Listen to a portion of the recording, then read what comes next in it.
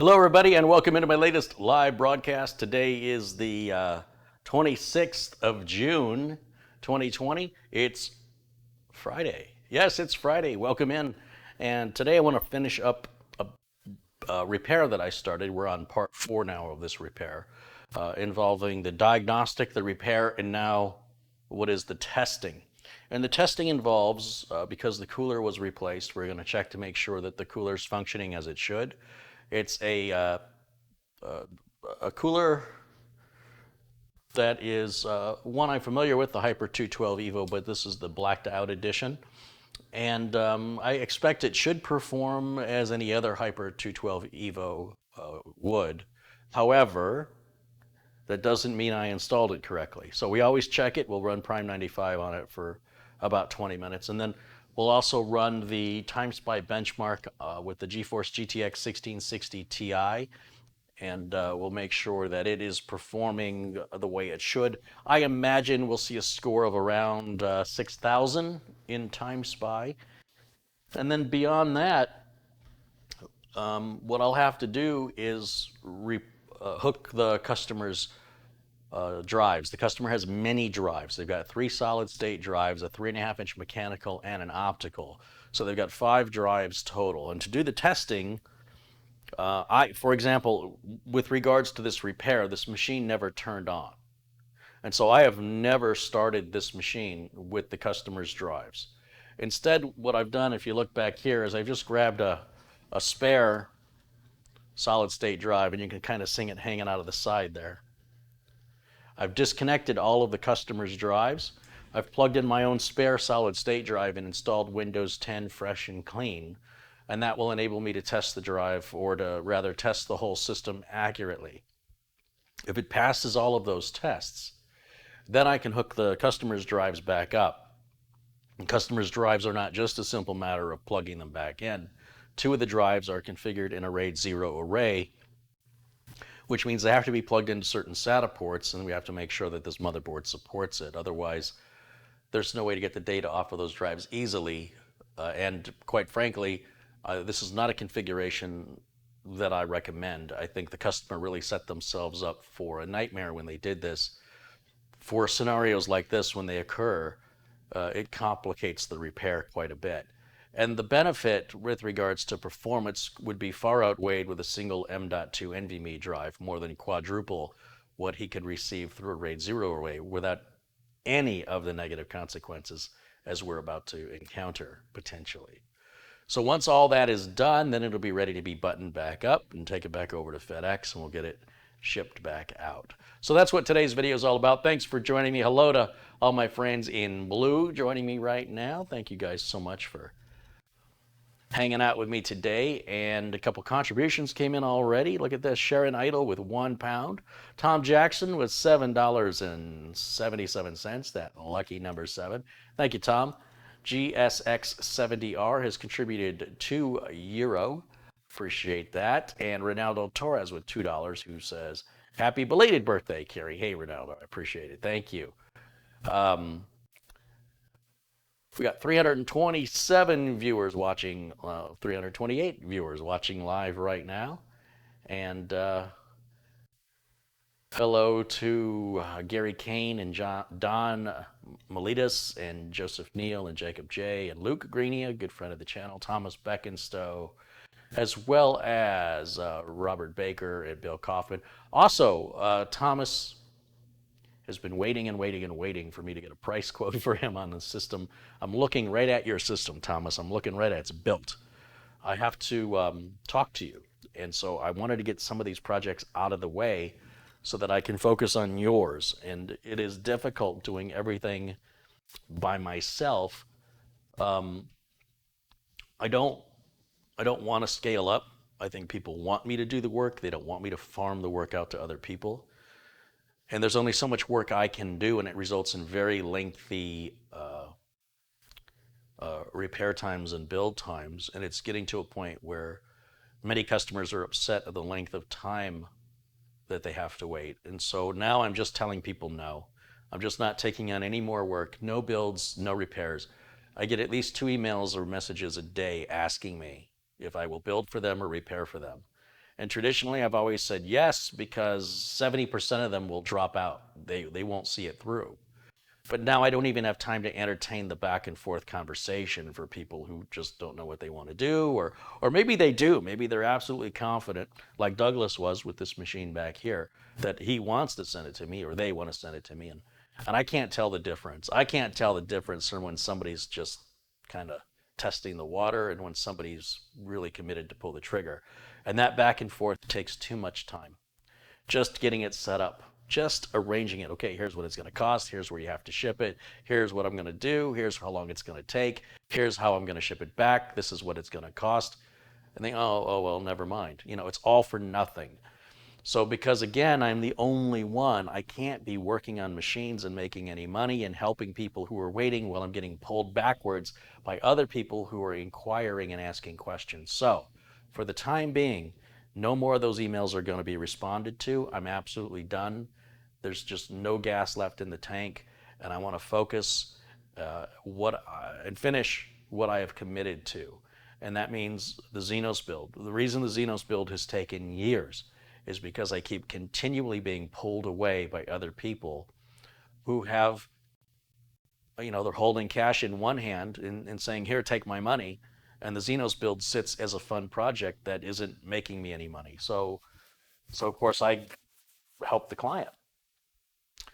And that is getting to a point now of ridiculousness. It's getting to a point where it's almost like every time I start a project, I can expect it to take a minimum of 3 months for what should be a 3-day project. And I've proven that with Mike Smith's build recently. That was set up, built, tested, and shipped in 3 days. That should be the normal procedure, but that only happens when I stop responding to people that are not customers. I've got customers reaching out to me, asking me to tutor them on how to repair their own computers. It's like, look, I'm happy that you're my customer, that you let me build your system for you. You're not the only person reaching out to me today. And if you have a very simple question, of course, I'm here to answer that question. That's part of the service I offer you. But 3 years after your build is complete and you decide you're going to take it apart and you decide you're going to fix it yourself, and then you're at a point now where you don't know how something comes apart, you're on your own. When you decided you were going to fix that yourself, you made that decision. I didn't agree to go on that journey with you. I don't have time. I don't have time to walk you through over the phone, so I can't see anything and then tell you what you should be looking for when I don't even remember what I built for you all those years ago. And it sounds horrible, right? In a perfect world, there would be like 10 of me, and one of me could just spend time answering the phone and dealing with all the inquiries, and customers I haven't heard from for years suddenly reaching out to me, not offering to pay me, not offering to say, hey, let me compensate you for your time. It's just implied you're going to help me for free. And, yeah, I could be more of a jerk and say, hey, I could help you if you pay me. We're well out of warranty at this point. Or if you want to send it back in, I'll repair it for you. But I never, ever offered to teach people how to do things outside of the YouTube channel. And it's implied. It's sort of what comes with the business. And if you're going to go in this business, you better come up with a way, because I haven't yet, on how to politely, politically correct, professionally let people know in a very gentle manner that they're out of warranty. This is no longer a support issue. That is, even if it was, it's not under warranty. And that once you decided that you were going to encounter or take on that project on your own, the key word is on your own. And if you have very simple questions, something very basic, I'm certainly happy to answer something that's quick. But I can't, imagine there's 15 people in line waiting to talk to me, okay? And you're there, it's your turn, and you step up, and you want to talk to me about politics and religion, totally ignoring all the people behind you. There gets to be a point where you're putting me in a position I don't want to be in, where I have to be rude. I have to say, I'm sorry, I can't have this discussion with you right now. It's too lengthy and in-depth. And by the way, if you look behind you, you're being very rude to all those people that are patiently waiting who simply want to say hello or ask me a simple question. So please step aside. And if you want to make a private consultation with me that's paid, then I can give you the amount of time that you're requiring. But I cannot simply allow it because it's costing me too much money. And it's a very difficult spot to be in.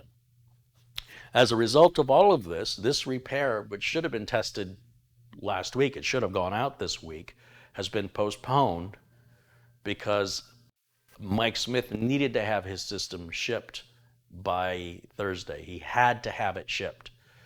And in fact, if we didn't meet that Thursday deadline, it would have been months that it would have sat here in the way, piling up, but I'd be still held responsible for it. And so when things like that happen, and they do happen, where there's an urgency, a triage has to occur, where I've got to balance my time better, where I've got to say, look, this is the time that I've set aside for this. Steve Bass and I did this remote computer build where we were going to follow up the next Friday on the completion of what remains to be done. That was 3 Fridays ago. And I have yet to have the time to bring him back to finish that. And I was supposed to have an interview with the folks over at RoboForm. That's been postponed. And I'm supposed to have an interview with the folks over at a local arcade, and that has also been postponed. And I still have folks like Thomas Beckenstowe just simply waiting for a quote on how much a computer is going to cost. The computer's already built, but the quote requires me to go back through my entire purchase history to locate each part to figure out what I paid for it. Because in this instance, Thomas is buying from parts I have in inventory, which I don't normally do that. Normally I have customers buy their own parts and ship them to me. I don't sell computers, I build them. But many of the parts are simply not available. So I've got them, I'll sell them, customer's happy, I'm happy. But how long do you think it should take if somebody says, I'm going to get you a quote? Should that take 6 weeks? And at what point do you give up and say, this is ridiculous? And I agree, it is ridiculous. I don't know how to balance this. I'm really starting to drown. So there are going to be some changes you're going to see here on the channel. And it's going to involve less client work. Ultimately, is where it's going to end up happening. Is I'm going to be pushing off and not accepting any new client work. I'll handle the clients I've got now, and I'm going to finish every single project I've started. And until that happens, with the normal distractions of support calls and repair requests, just those 2 things are going to keep me busy probably for the next 60 days. After that, I'll be going to Michigan, and I'll be in Michigan for a couple of weeks where, again, there will be no builds. So I don't anticipate being able to take on any new projects from clients until I get back in October. So right now we're in June, and I'm telling you, don't expect, if you're somebody looking or waiting for me to build you a computer or repair a computer, I can't. If I took your computer in now, if I accepted it, you wouldn't get it back till late October or November. So I don't even want to hold on to it. I don't want responsibility for it. I don't want to, have to secure it and be held accountable if anything happens to it while it's just sitting here collecting dust. So you keep it, you hold on to it. If you find another solution in the meantime, hey, doesn't hurt my feelings one bit. But I want you to be aware that I'm doing the best I can. I'm trying to balance my time the best I can. And it's something I'm not very good at, apparently, because it is stressful. Not only do I have the pressure weighing on my own shoulders, but then oftentimes I get customers who are livid. Well, I wouldn't say often. It doesn't happen often. But when it happens, it's heartbreaking, because the last thing I want to do, I'm here to help. I'm not here to cause harm. I'm not here to cause stress. But if that's what I end up doing because I just get pulled away and they feel like they're being ignored, then the only option I have is to stop taking on work. There's just no other solution for it. People are expecting turnaround times of a corporation instead of understanding I'm an individual doing everything on my own. Everything. Billing, ordering, inventory, taking out the trash, all of it has to be done by one person. So I need to do less. So my goal, again, is to finish all the projects I've got started, which is right now 1, 2, 3, 4, 5, 6, 7, 8, 9, 10, the 5 for Kids at Hope, that's 15. We have some giveaways, there's 20 of those, that's 35. I want all that gone. So we're going to go through somewhere between 35 and 40 computers between now and October. You think October sounds a long way away? Let me see you do 45 computers between now and October. It is solid work. It's not much time for day off. So just to put you in my shoes, and that's just the work. We're not talking about the paperwork, inventory, ordering, billing, paying bills, doing laundry, doing dishes, eating, cleaning the house, getting the car in for oil changes, going to the doctor, going to the dentist. All of that all has to be squeezed in all of there. So I'm not bored. How are you doing?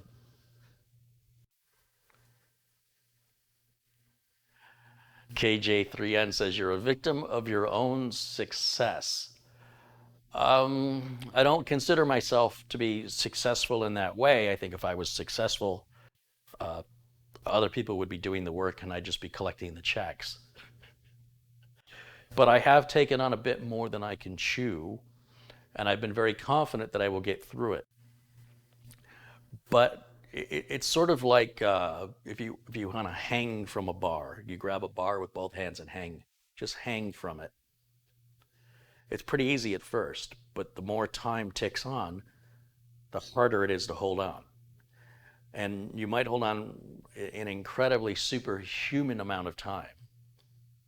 But eventually, your muscles start to cramp and your energy level begins to drain. And at some point, and it's only a matter of time, you can't hold on anymore and you let go of the bar. I'm trying to avoid that situation, but at the same time, I'm telling you, there's no more I can take on. Not until this stuff gets out of here. So anyway, I just giving you a heads up on what's going on. And yesterday there was supposed to be a video, and as you can imagine, there were other things that happened and took place. And as part of the business, it's part of my commitment and part of what I took on. Did not allow for me to do both that and the video. So, all right, so you understand. I appreciate you understanding and hanging out with me, and I really want to test this system. So let's do that now. I've already got the cables plugged in. I haven't turned it on in a while, so hopefully it's still, there's no reason why it wouldn't turn on. Let's go ahead and get it fired up here. Power button. I guess I have to hit the switch on the back. We'll flip that on, flip that on. We'll switch you over here to camera 2, and as I mentioned, this is a clean install of Windows 10, and I don't know if he had home or professional on this thing, but you'll see it boots up pretty quick. This is the replacement board, the B450 Aorus Elite that we put in there using the customer's RAM, CPU. Everything is from the customer except this cooler and the motherboard. Those were the two items. The reason we replaced the cooler, if you didn't watch part 1, the customer in diagnosing it himself believed he was having he wanted to change the CPU out to see if he had a bad CPU because the system just suddenly stopped powering on, or rather it would stop posting. The power would still come on, but nothing would happen. So he swapped out his RAM and he swapped out his CPU, and he believed he had a bad motherboard, but he was afraid of taking the diagnostic any further. And so he sent it to me with the replacement CPU removed, his original CPU put back in, and then he was so disgusted with it, he just left the cooler off, said, I don't even want this cooler anyway. Just replace the cooler for me while you're there. So he sent no cooler with the machine, which is fine. The cooler obviously would have had to have come off. The only difference is that we wouldn't be able to we didn't have a cooler to reuse, right? So, so here we have the system booted, as I mentioned, a clean desktop, brand new install of Windows 10. And if it passes all of these tests, then we can start to plug the customer's drives in one by one as we figure out where they're supposed to go. It is very difficult, as we demonstrated in the prior video, when you have more than one drive installed, trying to figure out which drive is which, especially if it's a system that never booted. There's no indication to tell me which one was the boot drive when there are 4 to choose from. However, I believe this should go pretty smoothly after I talk to the customer. I do have a concern about the RAID array. I think the customer really made a bad decision in selecting a RAID array. I think customers make bad decisions when they select all-in-one coolers, but these are the customer's choices, and if this is how the customer wants to spend their cash, certainly I'm happy to build it for them and configure it for them.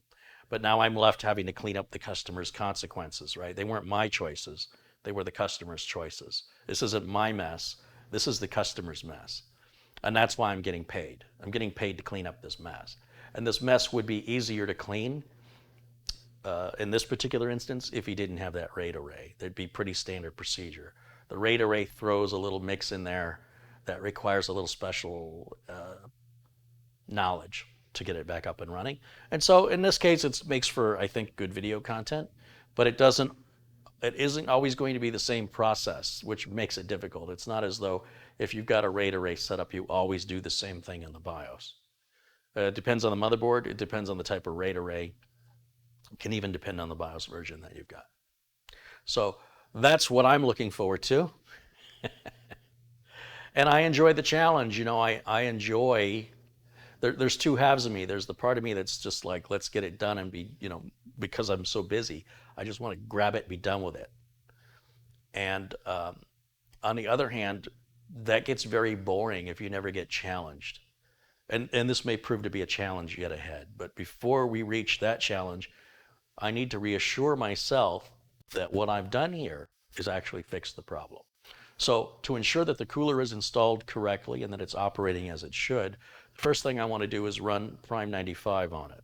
So Prime 95 and all the benchmarks you see me run, I get so disappointed when I get messages from people who ask me where are the benchmarks that I use. Can I give them a list of benchmarks that I use? You have no idea how much that disappoints me and the human race. I'm here to inspire you to be self-reliant. I'm here to inspire you to think for yourself, to exercise something called critical thinking. I want to see you self-reliant. I want to see you think the way that you when you see something on the screen and you see it says Prime 95 version 26.6, that you go to a search engine and you type in Prime 95 26.6 and you look for those search results until you find that file. And if you can't find that file, but you can find the file name, then you highlight that file name and Google the file name in the hopes that you can find that file name somewhere. When it comes to Crystal Disk Mark, Crystal Disk Info, CPUZ, HW Info, if you just Google that information, the links to those products appear, and they, as I mentioned, they're all free and they're all widely available. It's sort of like, hey, it looks like you're eating some cereal. Can I have some cereal too? What kind is it? Where did you buy it? Will you pour it in a bowl for me?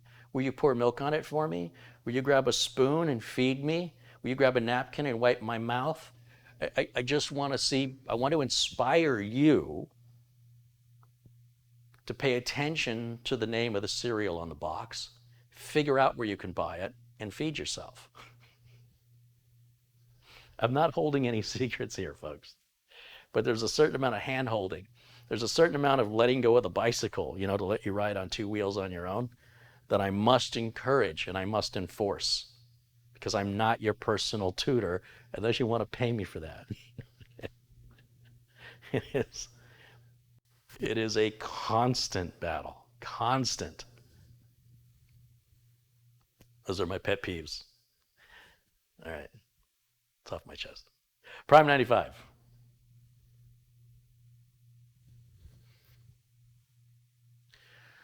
So you see I've copied a bunch of the utilities off of my flash drive, and there's CPUZ. Where did you get that from? I don't know.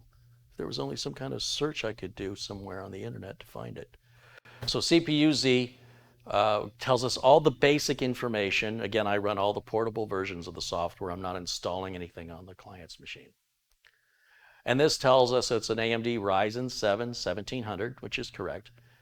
It does tell us that it's the Summit Ridge chip, it's a socket AM4, and its current core speed. That's not its maximum core speed, it's its current. Just because your car can do 120 miles an hour doesn't mean that's the only speed it goes. With our main board, we've got the Gigabyte B450 Aorus Elite. I know we've checked it for the latest BIOS previously, And for RAM, it sees 64 gigs, which is correct. We do have all 64 gigs of RAM seen by the system with no problem. As for graphics, this doesn't really do much for me. It just tells me we've got a GTX 1660 Ti and gives us the core speed and memory speed and the amount of memory. So to run Prime 95, the first thing I'm going to do is bring up, well, usually I like to use HW Info. I usually use HW Info for AMD and HW Monitor for Intel, because the way the system temperatures are reported is differently. Intel's far better, far more detailed at providing individual core temps. And AMD, you know, is more, AMD is sort of like your budget basic processor. So it doesn't give you all of the granular control that Intel does. But they also generally charge you less for it. And in some cases, it can outperform the Intel. So it really depends on what your personal needs are with which chip is better for you. They're both good chips. If you look here for sensors, up here we got somewhere around here, I should say sensors. I'm a little out of sorts, not only because I've been distracted, but it's been a while since I ran the software. Sensors right there. Then that's going to pull up our temperature sensors, and it's only going to give us one useful temperature sensor. And that's this CPU T-die, right, which says it's at 25.8. And what I'm going to do is we'll just minimize this, and we'll bring up Prime 95 version 26.6. We're going to execute this. When I click OK, those temperatures are going to start to rise rather rapidly as it begins to press the CPU at 100% usage across all the cores. And you're going to watch this temperature here. Our current temperature is now at 37.5, and it will be climbing. It'll double. Our minimum temperature will never change. It's not getting any colder. So 25.4 is the lowest it's read since we started the software. And I want to pay particular attention to this number right here. This is our maximum temp. So right now, our current and our maximum are the same, but there may be areas of Prime 95 where different parts of the CPU are utilized that don't cause it to heat up as much. As such, this number may be lower, but your minimum will never change unless it ever gets lower than this, and your maximum will never change unless it exceeds over here, right? So that's very simple. I'm not looking to compare my system against other people's. I don't care if I'm running the coolest system temperature-wise. That doesn't benefit me at all. It doesn't improve the productivity. It doesn't do anything. It's just some sort of pathetic loser's way of suggesting that since they're inferior in every other aspect of life, maybe they can make a machine that shows their superiority. It's a very strange behavior, and it's one I don't choose to participate in. And it exists all across the internet, particularly on hardware forums where folks that are disconnected socially measure their self-worth by how big their wallet is. And I don't subscribe to that behavior. So all I'm doing here is I want to make sure that if the CPU can withstand a full 15 to 20 minutes of 100% usage on all the cores, it'll far exceed anything the customer can do to it. And you know, then I can send it off with confidence knowing that the customer isn't going to load up some piece of software that could potentially cause the chip to overheat from working too hard, because there's nothing in existence that I've ever seen a customer run that would flat out the CPU for 100% on all the cores for 15 to 20 minutes. And while somebody out there might say, well, I've got a piece of software that can do it, good for you. You might also be able to hold your breath underwater for 12 minutes.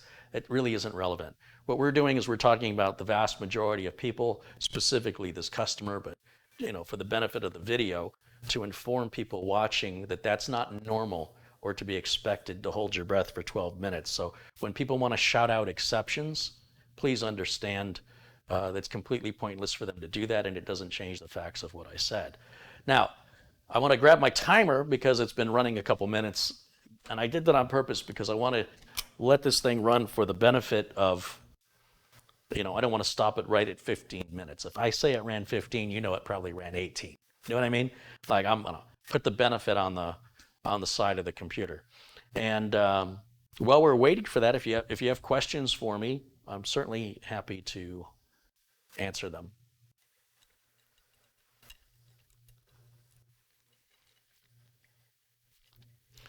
Now, different CPUs have different maximum temperature thresholds. Here on this channel, primarily what you're seeing are modern day CPUs available for sale today. If your system's a few years old, you'll have to do the research and see what your maximum temp is. Be warned, it might take you all of 7 seconds to look that information up, but I believe in you and I think you can do it. It's still going to be the same test, but your thermal throttle is going to be at a different point. And it's very easy to determine what that is. It's very minimal amount of effort. And if you're not willing to exceed that effort, please don't run the test.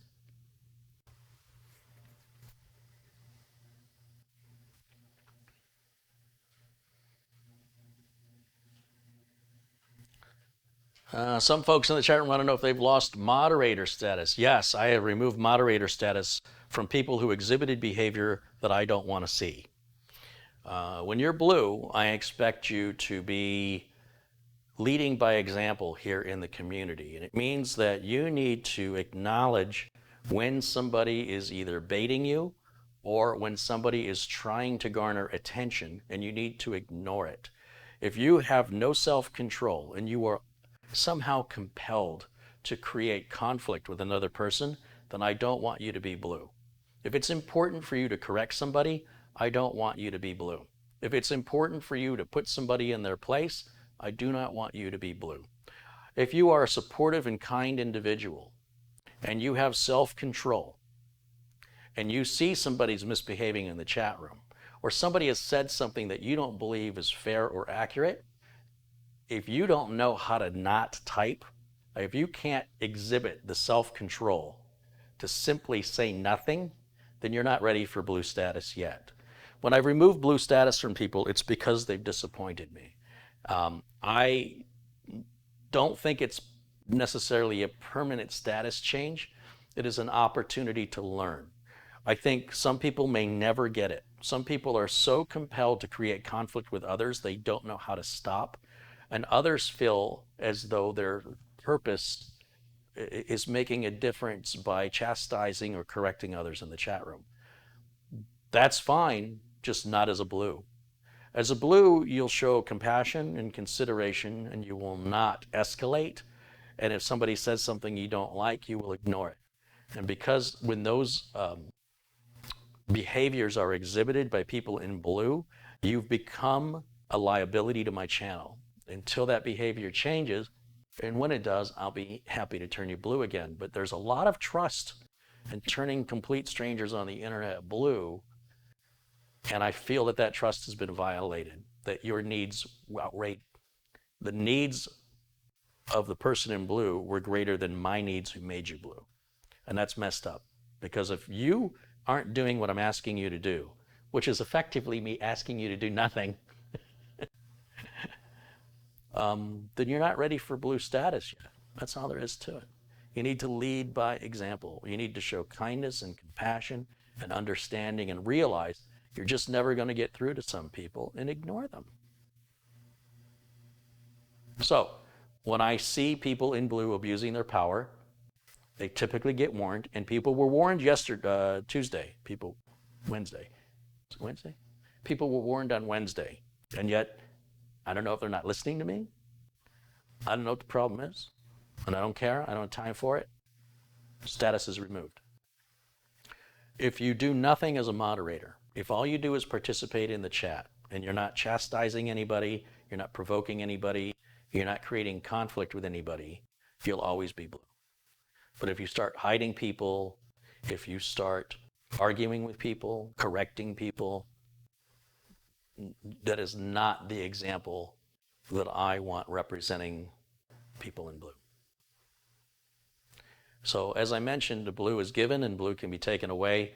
And I want you to know, I appreciate everybody who is blue. And I appreciate the intent of those people who were blue who had it removed, because their intent was they were looking out for me. But the truth is, if you were really looking out for me, you'd be doing what I ask you to do, not what you think you should be doing. So until that gets through, then blue status will be returned, right? So anyway, I want you guys to know in blue, you're very important to me. You're a critical part of the channel. And at the same time, you have the potential to cause damage to the channel. You have the potential to be the very opposite thing of why I turned you blue. And when you exhibit that, I simply remove the blue. And as I mentioned, it shouldn't discourage you, and you should not be upset by it. You should accept it, try harder, continue to participate in the chat just like you always have before. And as I notice that you are being kind and supportive, I'll turn you blue again. That's all it takes. That's the process. That is the secret formula. We're at 6 minutes on the test officially since I started the clock. And right now, our maximum temperature, 45.5. We're staying nice and cool. That's good. And let me look through the chat and see what I missed here. A couple contributions have come in, so let me give some shouts out to these kind folks. Chris Kingan contributes $5. He says, keep it awesome, Carey. Thomas Beckenstow with a $20 contribution. Very kind, Thomas. Thank you. Paul O'Brien with €1. Thanks, Paul. Daniel Navarro with $2. He says, hey, Carey, here's $2. Enjoy a Coke on me. I think I will. Thank you, Daniel.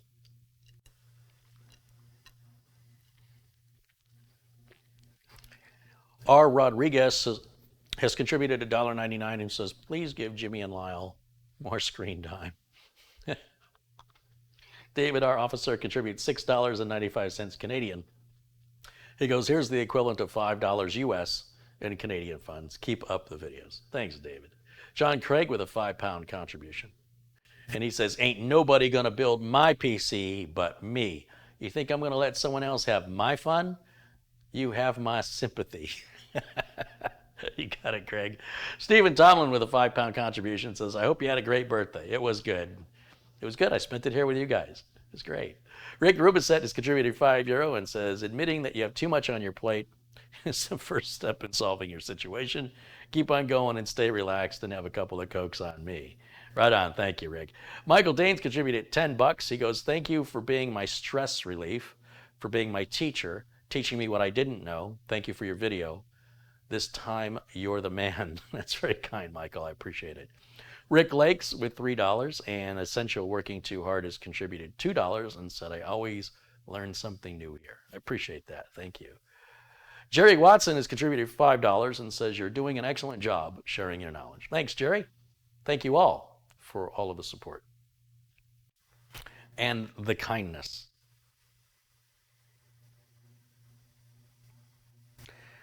Hello to, let's see, we got Stephen Bernstein in the chat. Hey, Stephen. Photo Mix Media, Barry Russ, Parker Bot. Just make Barry a moderator in here. There we go. Sharon Idle and George Ferrugia. Juan Pablo Fuentelba. Wants to know if I have any customers with Linux. Linux is mostly an operating system that hobbyists use, people at home, or in some cases, corporations may use on back-end web servers and things. So the amount of Linux work there is to be had is very far and few between compared to the Windows world. Let's say you're a mechanic, okay? And you can work on any car in the world. Do you want to focus your job working only on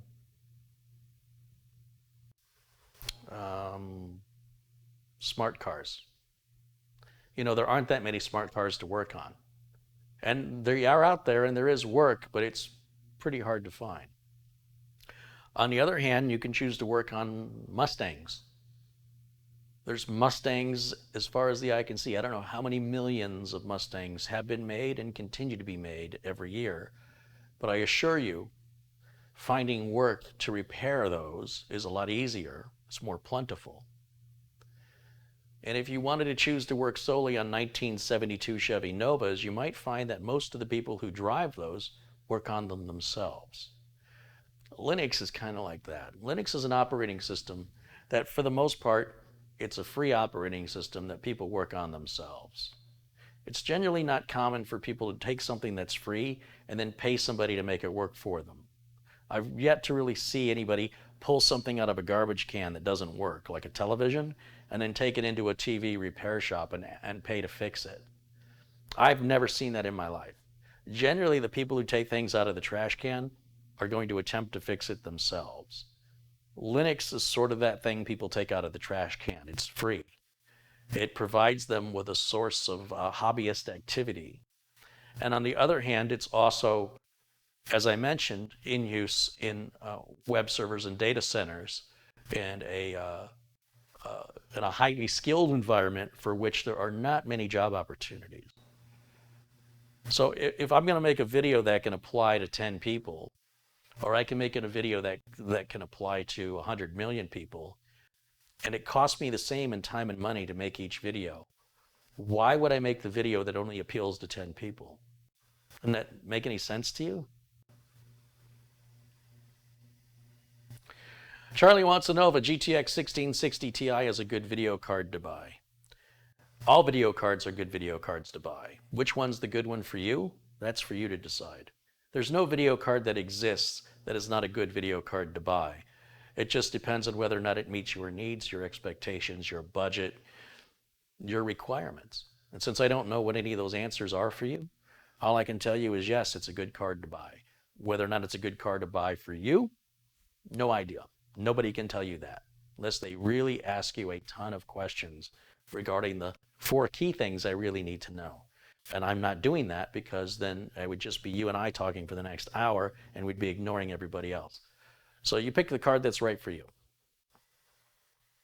But none of those cards exist just to rip people off. This idea that never ever buy this one particular card. There's a reason why the manufacturer makes those parts.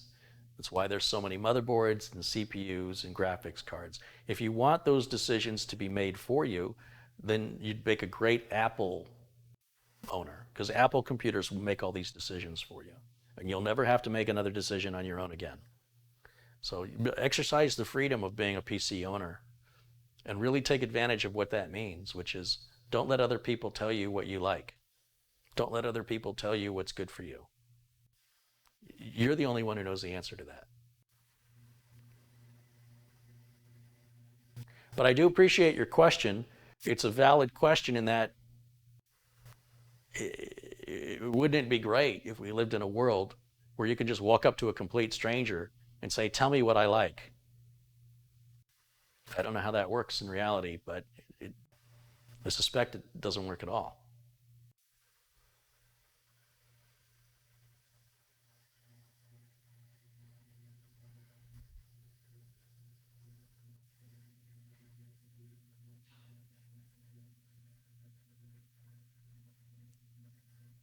I'm just looking through the chat here to see if there's other questions I can answer for you guys.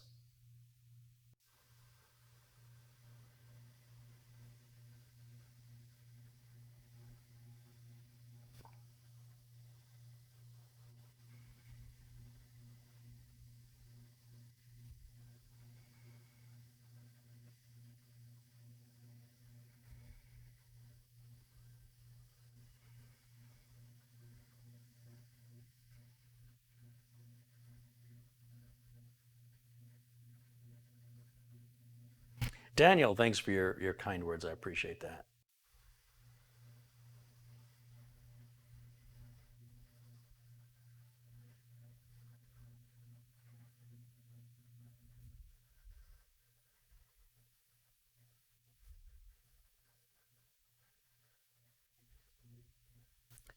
Now, traditionally, comments in the chat room should be on point to talking about tech, right? If somebody wants to make it personal, if somebody in the chat room said, well, do me a favor and don't give me the privilege of being blue, go to hell. Just go to hell. Nobody was talking about making you blue. And you're changing the subject away from tech and you're trying to make it about you. So congratulations, we're talking about you now. I don't need people like that in this community. It's degrading, it is pointless, and it accomplished nothing but getting you banned from this channel. We're here to support each other and be kind to each other, and nothing you said was kind or supportive. And so I suspect nothing you'll ever say will ever be of any value to me. So you can continue to watch the channel. I can't stop you from watching, but I don't need any more of your nonsense and noise. It's completely unnecessary and it accomplished nothing. But if your goal was to get me to talk about you, your goal's accomplished. And because you've been banned from the channel, it'll never happen again. So, I do try to have fun and be friendly, but boy, sometimes people in the chat room, they're just so desperate for attention. They'll do anything it takes. They're just so pathetic. They're just going to jump at any chance to get attention. And it's an unfortunate state of the world that we live in, that people exercise this kind of behavior to encourage conflict and to attempt to participate in a conversation that nobody else is having, just to say, hey, we're here to talk about tech. He's here to answer questions. So let me turn this into something personal. I cannot establish, or I can't convey to you how disappointed I am that people like that exist.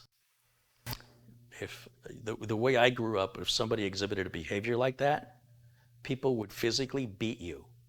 So I was raised in a different era, and I was taught not to do that. And the punishment for doing that was a beating. So we have a different generation now. We have a generation that feels that they can say and do anything without consequence, with complete anonymity on the internet. And I have the power to never hear from them by just muting them forever. I don't think it's effective as a beating. Not that I condone a beating, but I will say that my attitude comes from being raised in a way where that was a real possibility if certain behaviors were exhibited. And it works, okay? It worked. I don't want to get beaten anymore. So be kind. Nobody ever beat anybody for being too kind.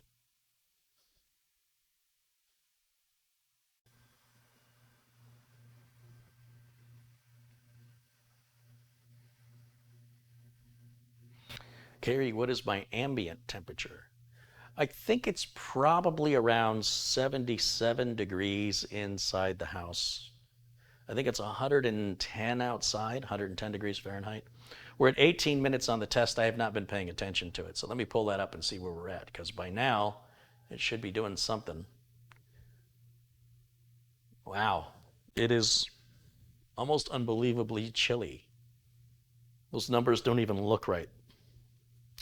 I expect that number to be about 25 degrees hotter.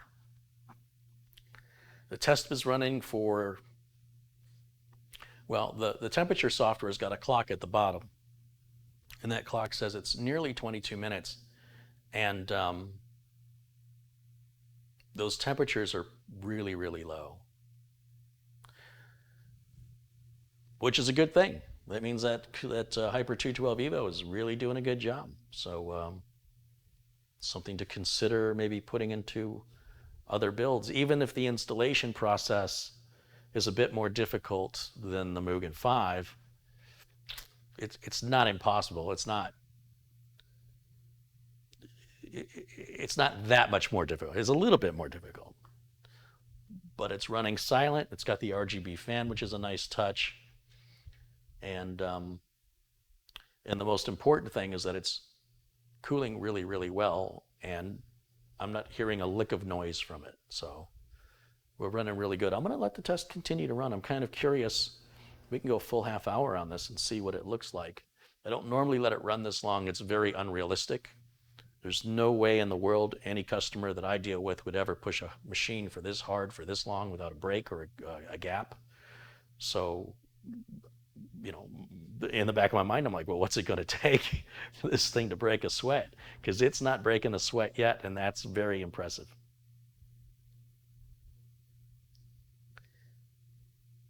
Winston Ang Luz contributed $2 Canadian. Ryan One Full contributes $2 Canadian. He says, being busy is the price you pay for being the best. That's very kind of you, Ryan. Thank you. And Jared Blackmore with £5 contributes as well. And thank you to Jared. And thanks to all my friends in blue. And many of you who also are my friends who have not yet turned blue. Just keep hanging out with us. We'll get you there. We'll get you there. I'm just looking for kindness, support, not just to myself, but to each other. Don't criticize other people. Be nice to other people. And if somebody's just a complete jerk, ignore them. Please, please, please. And you should practice that, in my opinion, in your everyday real world life. Thomas Beckenstow again with another $20 contribution. Thomas, you're far too kind. Thank you, my friend. Let's you and I talk, Thomas, at the end of the stream. I don't know if you have my phone number. I need to talk to you. I keep meaning to reach out and I keep getting distracted. Somebody pulls me away or a project comes up and you and I need to talk about your build. So if you have time or when you have time, I want to take care of you next. And Don Melitas at $2.99 Australian. Thank you, Don. Thanks for your continued support as well. Whatever happened to the 9900 KS pre-birthday follow-up? Well, that 9900 KS is sitting behind me. It's back there on the counter, and I will have to come back and revisit that because it's nearly done. I have to put the 2080 Ti graphics card in it. And what else? Some cable management or something? I can't remember. I did want to change out the cooler and I want to change out the power supply because they're both silver. And I want everything in that computer to be black.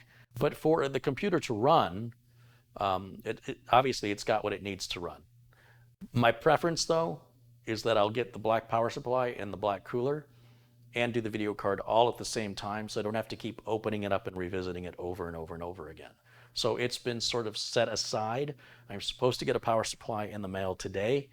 And as far as a cooler, I haven't ordered one yet. I wanted to see how this Cooler Master 212, I wanted to see how it compares with the Pure Rock 4. What I don't even remember. Be Quiet has the strangest product names. They just don't make any sense to me. I don't know what a Pure Rock is. Is it it's a rock that's pure? And what does that have to do with cooling or computers? So I have a hard time remembering the product names from Be Quiet because they don't follow any form or function other than here's a name that hasn't been used yet. It's like they just have a random word generator and they put two random words together and go, that's the name of the product. Either that or because Be Quiet is a German, I think they're a German company. Maybe it means something else in German and when it's translated it comes out to Pure Rock. I don't know. Maybe it doesn't translate well. But it makes it very hard for me personally to remember their product name because it doesn't seem to have anything at all to do with cooling or with computers or technology. It's just two random words for all I can tell. So I apologize that I can't remember the name of the product. But that product they sent me was in silver, and that's the product that's on that Fantex case behind me. And they sell a black version of that, and they also, of course, have the black Hyper 212 Evo, and I haven't decided which one I want. So maybe at the end of this broadcast, I'll just order both. I don't know. Normally, I don't care about stuff like that. I don't care if something's the wrong color. But that computer is so beautiful that to me, leaving that silver Be Quiet cooler in there, despite that it's a good cooler, it just doesn't match. And the same with the Silverstone power supply. It's silver and everything else is black. And again, normally I don't care about stuff like that, but normally I don't spend $4,000 on a computer. Now, if I'm going to spend $4,000 on a computer, I want it to be exactly the way I want it, colors included. And that's part of the reason why we changed the cooler out here for Douglas. I had a Mugen 5 in here originally because I needed something to test with. And I said, hey, Douglas, you just want to keep that Mugen 5? He said, absolutely not. I said, why not? He goes, the aesthetics of my computer are very important to me. The reason I selected that case and this lighting was for the looks of it. And it's important for me to maintain those looks. I respect that. I totally get it. So we looked at some available coolers and pricing, and this was the cheapest. And it did everything he wanted it to do. And it looks like it's performing I can't imagine how a cooler could perform better than this air cooler is performing. So I think I'm going to stop this test at this point because According to my clock, the test has been running now for 25 minutes, well over where I intended. And 48.3 degrees centigrade is the highest temperature it has achieved, which is incredibly low. And I'm just kind of curious with the other software I normally use on Intel platforms. I want to bring that software up. Let me put in my flash drive here. Let's pull up HW Monitor.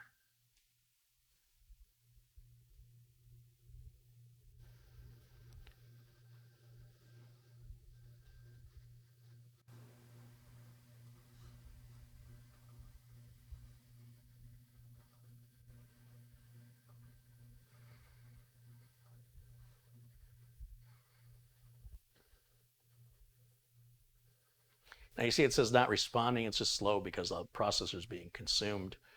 And you'll see that the individual core temps simply are not reported on the AMD side.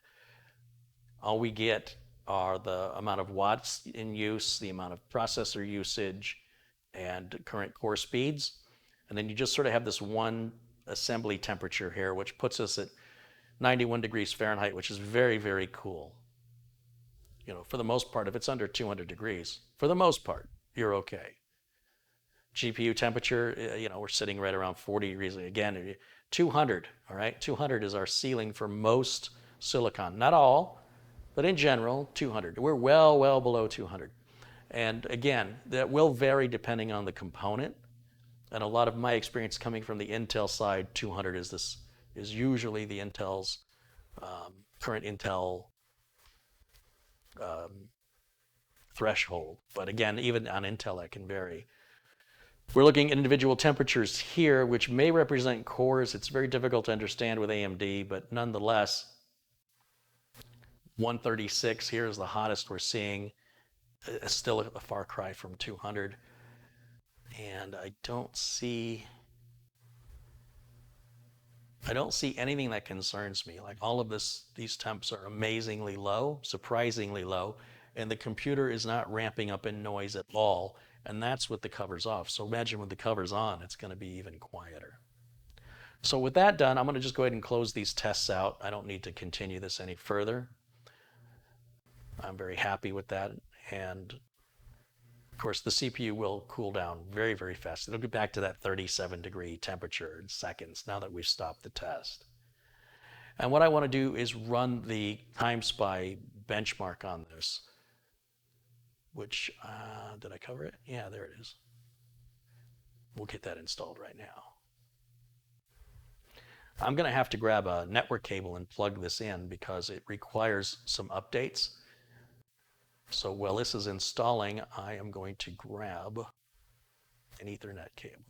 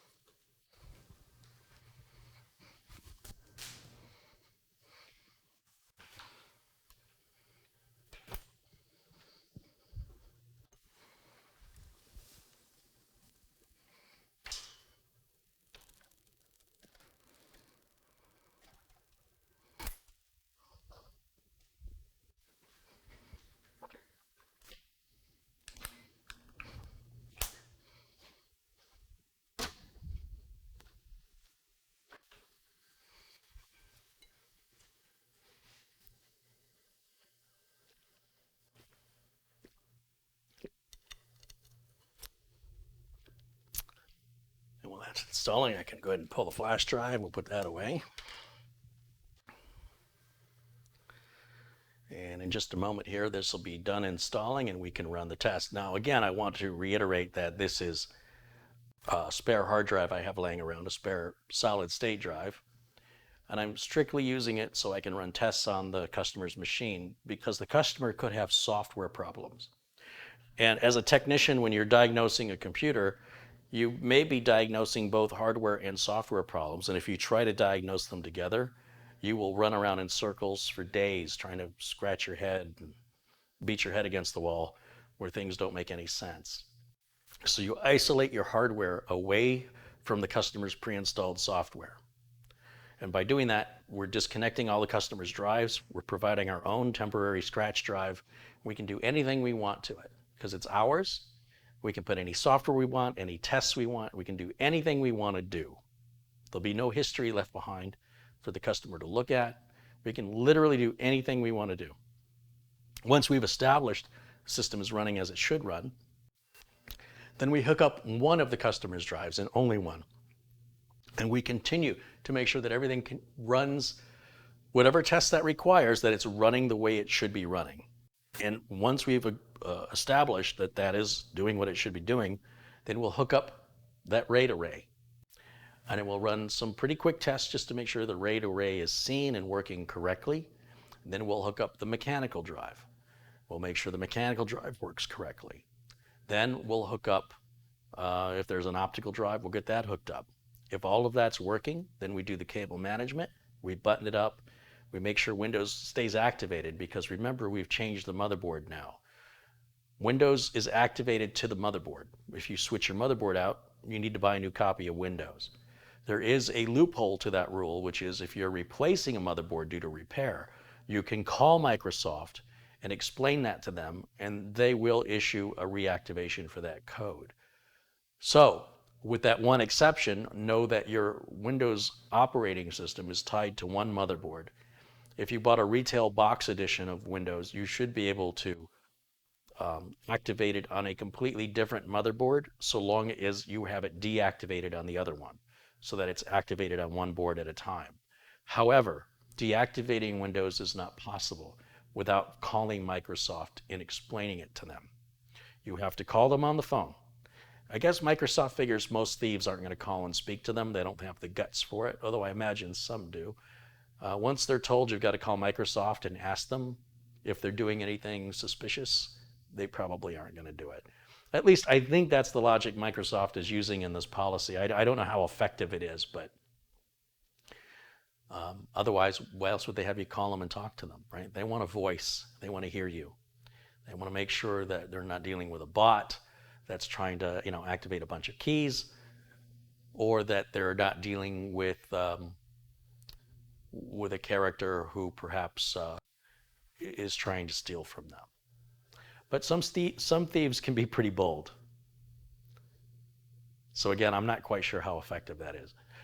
So now the 1660 Ti is not exactly the best graphics card you can buy, but it's certainly one of the best graphics cards for performance for 1080 gaming that you can buy for the money. So there's a lot of qualifiers to that, right? And in a lot of YouTube channels, when they come out and they tell you about a product, they very rarely qualify it.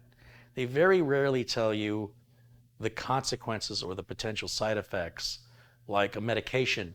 Here in America, we have ads for medicines, and they'll have these disclaimers at the end of a list of possible side effects you can have. One of my favorites is it says, don't take this drug if you're allergic to this drug. Like they're required by law to say that. You have to tell people, if you're allergic to this drug, do not take it. Why do people need to be told that? I'm allergic to it, so is it okay if I take it? You need somebody to answer that for you? So, I am concerned when YouTube channels will sit there and say, yes, this is the best X, Y, or Z, but that they don't talk about how they're defining the best. Are they defining the best by price? Are they defining the best by performance under certain settings with certain graphics, with a certain CPU or a certain amount of memory, playing a certain game? Or are they defining it because it's what's available and everything else is not available, so therefore it's the best because there's nothing else you can buy?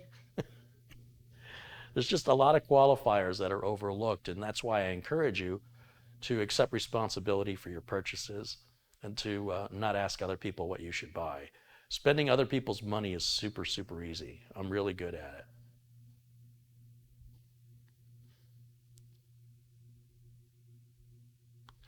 Truth be told, I'm pretty good at spending my own money. I was equally amused when I brought out that giant case yesterday. So that case was $107 to ship. Or it wasn't yesterday, it was the day before yesterday. And let me explain to you what my perspective is on this, because I'm astounded at the level of shock. I mean, I expected it, but when you really think about it, it doesn't really make any sense to me. And I'm going to explain why here in a minute. I just have to go to my office and grab something. Okay, looks like we've got all the updates for TimeSpy installed, so let's go ahead and run that.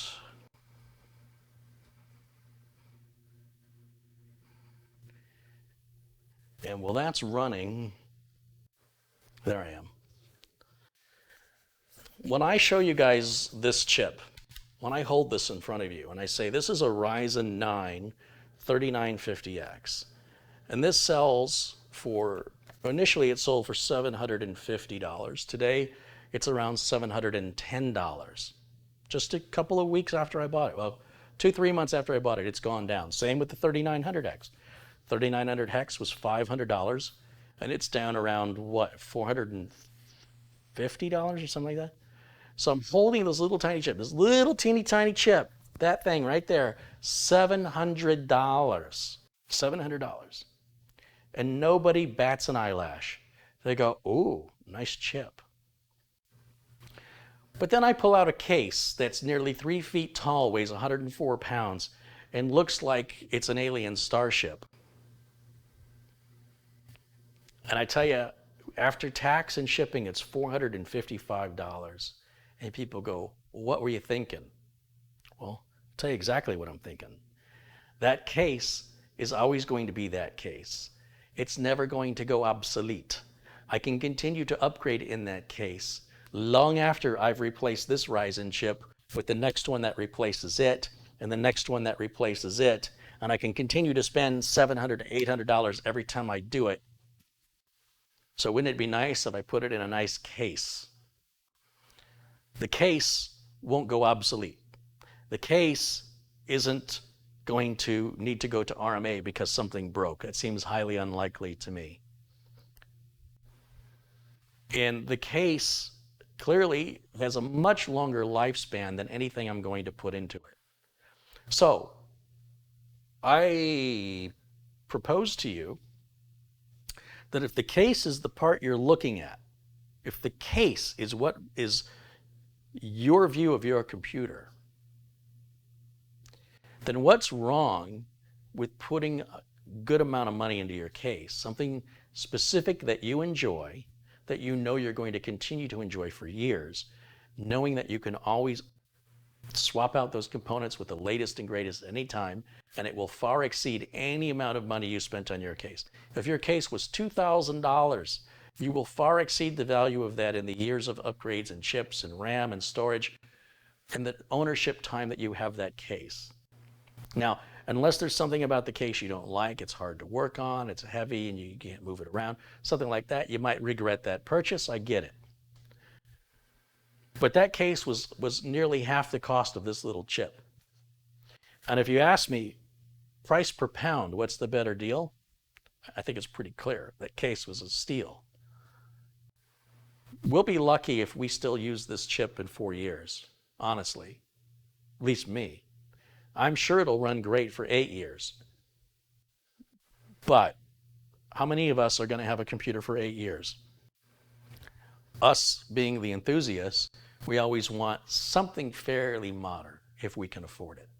Once our system reached 3 or 4 years old, we tell our friends, I have an older computer. And you almost say it remorsefully or regretfully. And if we can afford it, we'll replace it. And if you like your case, if you put a lot of money in your case and it's something you're proud of, it's one less component you have to change out later. So it's just an attitude or a perspective of choosing to see it another way besides extravagance. Because at the end of the day, when you think about it, the extravagance is on a bunch of cores you're not using that you paid extra for. The case you will be using. So, food for thought. Now, that's not to say you have to buy a case that's extravagant, but when you're buying cases, should you be looking for the cheapest one? These are decisions only you can make. I'm simply trying to feed you a different perspective of value that you may not have really looked at before. And of course, what holds value to you and what holds value to somebody else um, is irrelevant. Like, well, all that matters is what you want, what's going to make you happy, and how you want to spend your money. I like the Corsair 200R because it's a lower price case. It's simple and timeless. It will never become gaudy. It will always just be a computer. It'll look as much like a computer today as it will 10 years from now. It's not a showpiece. It's nothing to brag about. You know, if you had an office with a customer waiting room,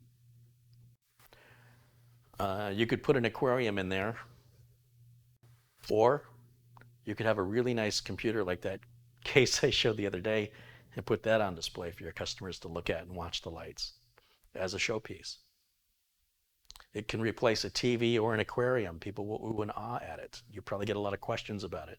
Not a lot of questions about the aquarium other than what kind of fish is that. Not a lot of questions about the TV other than can you change the channel.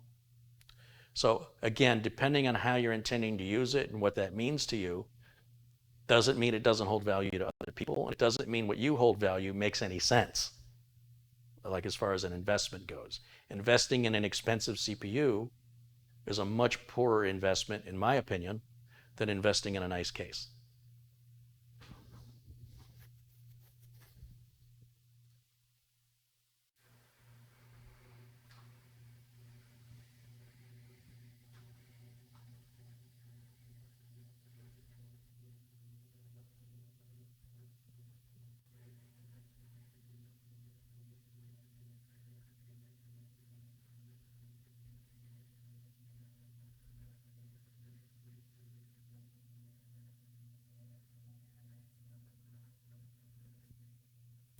Time Spy is a really, really tough test for a graphics card to go through. The Heaven benchmark would probably be better suited to the 1660 Ti. The 1660 Ti sells for, I want to say, right around $300. And for $300, you're simply, you know, if you're going to compare that to a 2080 or a 2080 Ti, you know, which is 3 times, 4 times the price, it's real easy to find the flaws or the areas where the 1660 Ti drops the ball. So if you're that user, if you're that guy or that gal who notices stuff like that, who prioritizes those kinds of things, you should probably not buy a 1660 Ti. But if you have reasonable expectations and understand that you are getting what you pay for, then don't expect the 1660 Ti to not have its flaws and to perform graphics flawlessly and under high demand situations. Under normal situations, it performs flawlessly, but when the minute you start pushing it like Time Spy, you will start to see the cracks in it. So it's just not intended for that. But it did run the test. It completed it successfully with a score of 6,406. I did guess it would be in the 6,000 range.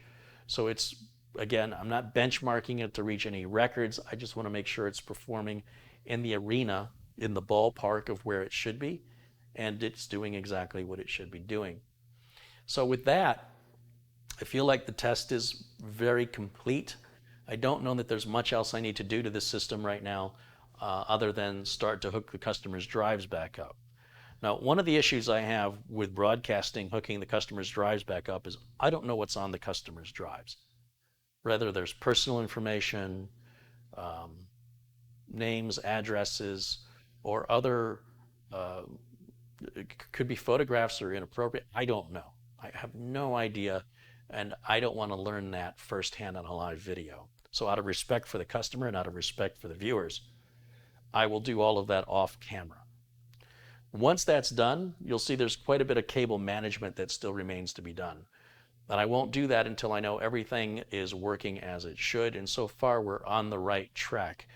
I do know that Doug, the owner of this computer, had asked me to sign the case for him. Like, I think he wanted it up front or something.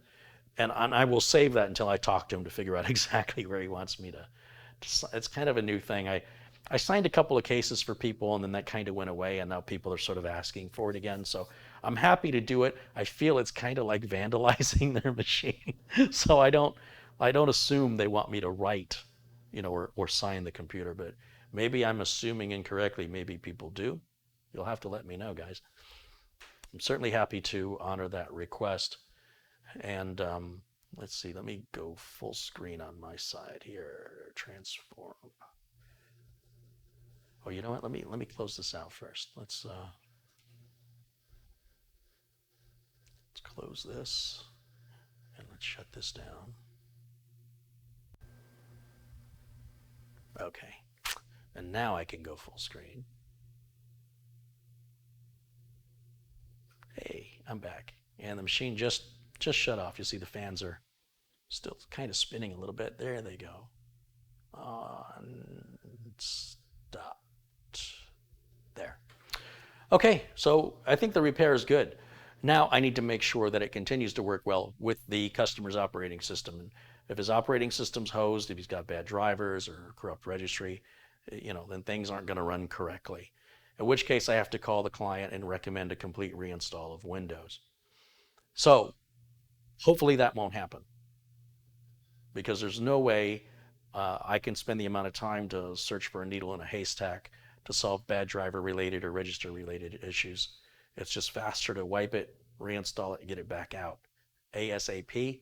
Remember, I got that big workload. I don't have a lot of time where I can spend to isolate these issues. And furthermore, you may not catch the issue entirely, or fixing one problem can cause another one, which requires more testing, which requires more time, which may require another repair, and then it resets you back to the beginning again. Fine for a hobbyist, not sustainable for a business. We're looking to get these customers set up correctly the first time. It's being shipped all the way to Ohio from Phoenix. It's heavy, it's expensive, and it's important that we know for a fact that that machine worked 100% when it was sent. So anytime we're carrying over a customer's configuration, there's always a risk there that there's something in that configuration that's causing the problem. And I'll tell you right now that if I don't sense any problem with the customer's install, and I send the system back to the customer, and the customer says, hey, I'm getting blue screens, I'm going to tell that customer you need to format your hard drive and reinstall Windows on it.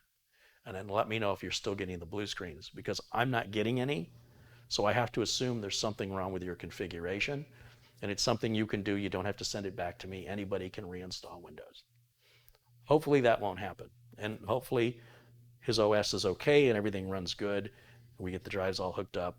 Best case scenario, we'll get the panels back on it and get it shipped out Monday. That's my goal.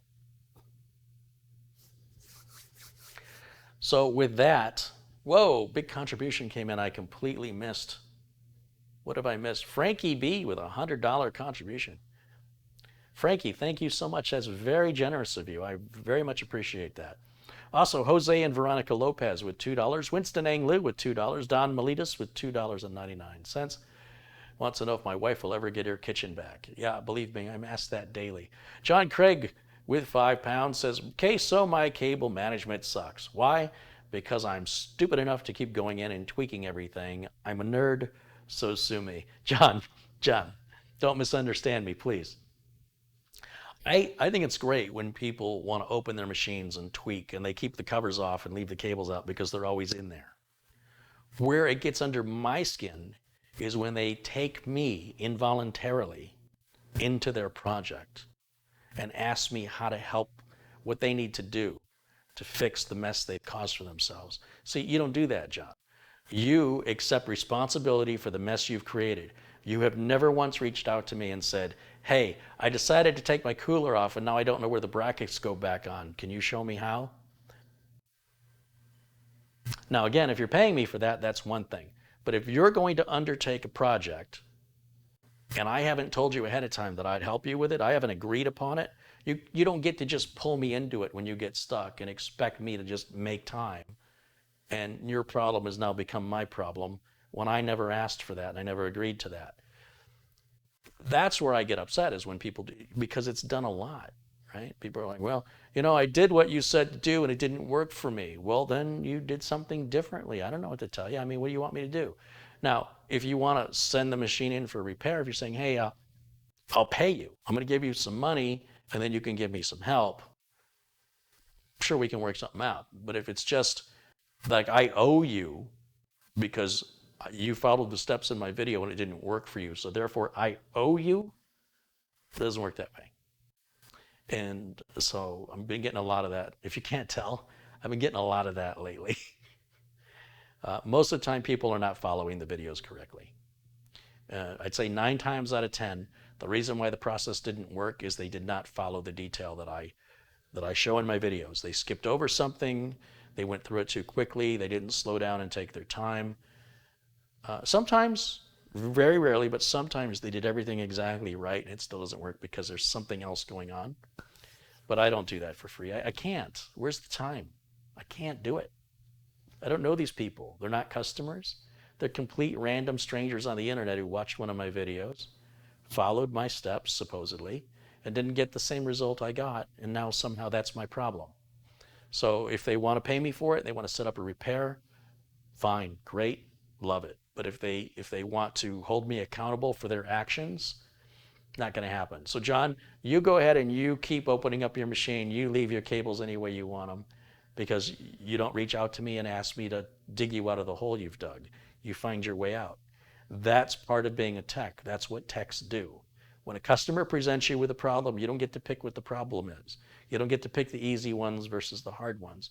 But it's your job to see it through, no matter what it is. And there's never an instance where you should have to call in for help. You are the help. You're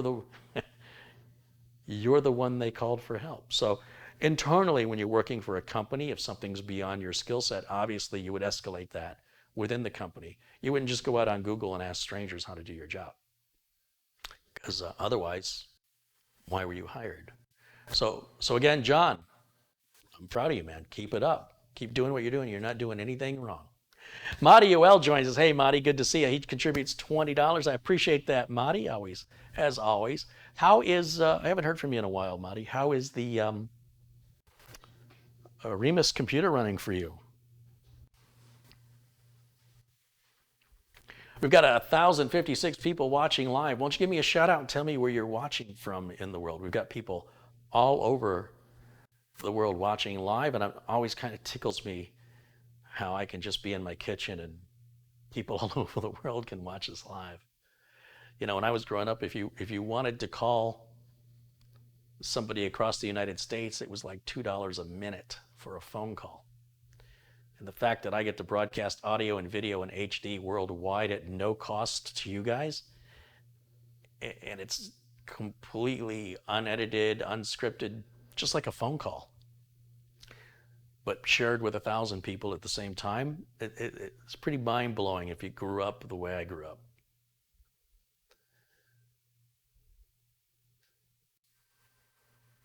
Thank you to Rick Hubbard for a couple more contributions there. Chris Kingan with $5 says, kind and respectful is the only way to roll. Well, look, we all create our own karma, right? You can't control if somebody's going to be a jerk, but you can choose how you respond to that. Sean Hills contributed $19.99. Hey, Sean, thank you, man. That's very cool of you. And we'll make sure Sean's a moderator. And JHP Hawaii contributes $5. He says, you can only do so much. Got those keys. Got those keys. What keys do you have, JHP? Joe Kuhn joins us from Taylor, Michigan. Right on, a fellow Michigander. David, our officer, says, I'll have to send you a 4K camera, Carey. I have 3 4K cameras. This camera I'm filming on, streaming to you on, is a 4K Canon XF400. Unfortunately, the bandwidth required for 4K proved to be a bit challenging with no real benefit in shooting in 4K to the types of videos that I make. Although I'm certain I will be shooting in 4K as standard in the future, I also have to change my capture card to a 4K capture card. The capture card I've got now is a 4-port HDMI 1080 only capture card. So if I go to broadcast in 4K, I would need 4 individual capture cards. I'm not aware of a 4-port individual card that will take 4 inputs at 4K. Or it means I put the 4K capture card in and leave the 4-port HDMI 1080 card, and all the other inputs are 1080. And I think that's going to look weird. The 1080 stuff's going to look like crap when you quadruple it. It's like looking under it under a magnifying glass. And what used to look sharp in 4K with a 1080 source is going to look terrible. So I'm going to stick with 1080 for now, but thank you for the offer. I appreciate that. All the equipment is here, and we did test out some 4K. And some of the edited videos are, in fact, being rendered out in 4K, just nothing that's live. Marty says he's loving the computer from Remus Computer Solutions, which is great because I was going to say, Marty, if you don't like it and you want to sell it to me, I'm just saying, I might have Anthony build me one.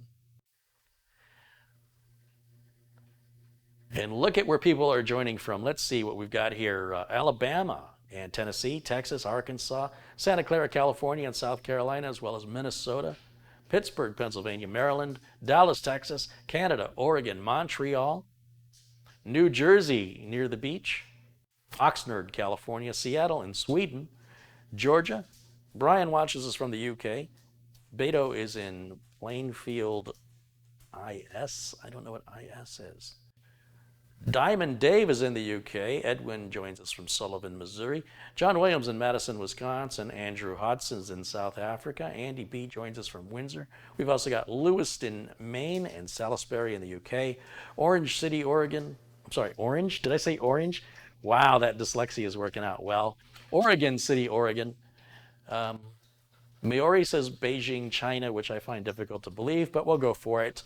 Russell Starr joins us from McPherson, Kansas, and William Lynn is in Santa Clara, California. And let's see who else we've got. We've got Ken Schmidt is in Hawaii, and Kotster in Greenville, South Carolina. Nicholas Puello is in Barcelona. Right on. I love it. Michael Hemphill's in Long Beach, California, and Rich is in Miami, Florida.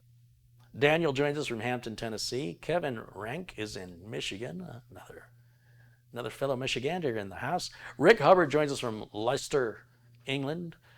John F. says he's a Youper, so another fellow Michigander there in the Upper Peninsula. Don joins us from Sydney, Australia, and Bradley says he's watching from Central Illinois. Frankie B joins us from Brooklyn, New York. What are you looking at? That's all I think of. Is that wrong? What are you looking at? Everybody in New York answers a question with a question. And it goes something like this. What are you looking at? What do you think I'm looking at? You got a problem with me? Do I look like I got a problem with you? It just goes on endlessly. It's fantastic. I love New York. Thank you, Frankie. Thanks for all of your generosity. Daniel Paxton joins us from Rome, New York. Gary 001 is still in Slovakia. Tim Fortner in West Virginia, and Skylar Johnson joins us from Clay City, Kentucky. Stealth Mode is in Florida. Ron Barnish is in Ohio, and we've got Essential Working Too Hard in Fairfield, Connecticut. Joining us also is Robert Jones in Charlotte, North Carolina, and George Ferrugia from Oakville, Ontario, Canada. Tony H. joins us from Queensland, Australia, and Lemke is in Maastricht. I don't know how to say that word, in the Netherlands. Right on. Mark Baggett is in Massachusetts. I was always glad I wasn't a 5-year-old in kindergarten having to spell my state name. I might have been held back a year, that's all I'm saying. Arnold Albert joins us from St. Lucia in the West Indies. Right on. Sounds nice. Philip Musto joins us from Westchester, New York, and Hot Dog Thompson's in South Carolina. Ted Trish joins us from Cajun Country in Louisiana. And Ryan, when full, is in Hamilton, Ontario, about 3 hours from Detroit. J.G. Kennedy joins us from Windsor, Ontario, about 15 minutes from Detroit. So he just got beat. Ken joins us from Nebraska, and Joshua in Plattsburgh, New York. The Bicycle Ladies in Fort Lauderdale, Florida. Went to a neat restaurant I'm gonna say it was in Fort Lauderdale. It was called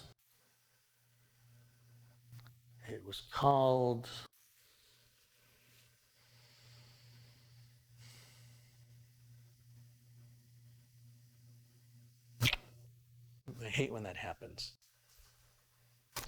There's a restaurant and it's gigantic. And it sounds like it's the name of a hotel. The Something Inn. They said, oh, we're going to go eat at I can't think of it, the Something Inn. I'm going to eat at a hotel? That's not a hotel. They serve crab. And there was a huge line to get in. But that line moved quickly because the place is huge. And the tables were all covered in paper, like wax paper, and had a wooden mallet for every seat around the table. And there's just people pounding open the shells on different styles of crab and crab legs. And I don't eat crab, but I was, the Rustic Inn, was that right? The Rustic Inn? Anyway, it was a pretty cool place. Even though I couldn't enjoy the food because I don't eat that stuff, it was enjoyable to experience it. Al Perez joins us from Brownsville, Texas. We got a Mubiana in Namibia. Vahe or Vai joins us from Chicago. And Daniel Navarro joins us from California. Ed Heisman joins us from Toronto, Canada, and Jim Desposito's in Virginia, and the real BJOD is in New Brunswick, Canada. Jose and Veronica Lopez join us from Louisville, Kentucky, and Carlo Milan is in Kenosha, Wisconsin. Some of these names are a little challenging for me today. Mark Spillman joins us from Fort Collins, Colorado, and John Rogers is in Essex in the UK. The only way is Essex. 36 Bounce is in Chicago. Gil Garcia's in Texas. And let's see. I think I got everybody. I hope I got everybody.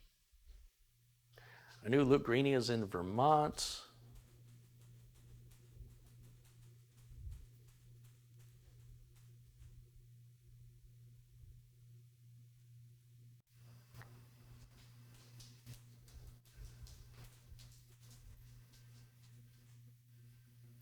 Yep, they just confirmed it's the Rustic Inn. Yeah, that's a really neat place. If you're in Fort Lauderdale, around Fort Lauderdale, if you like crab, it's a pretty cool place. Not too fancy, you know.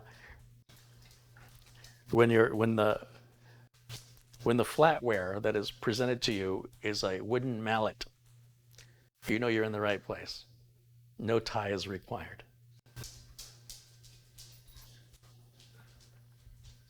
Scott Hallinan says, I'm in New Zealand and you missed me. Oh, sorry, Scott. There was a lot going on in there. I was kind of skipping ahead here. I see Dave Stetzel joins us. Hey, Dave, always good to see you, and thanks for your continued support and contributions to the channel. I appreciate that very much, as well as Chevy Arthur. And Carey, look up Maastricht on Wikipedia. You'll love it. Maastricht. All right, let's see. Let's take a look.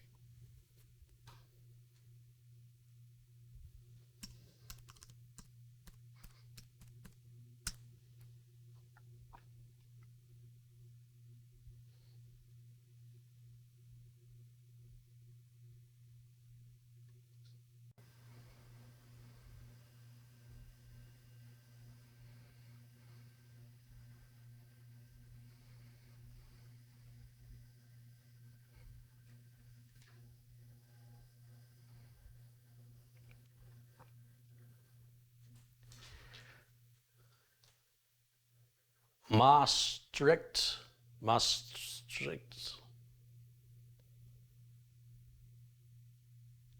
Limburgerish. Maastricht.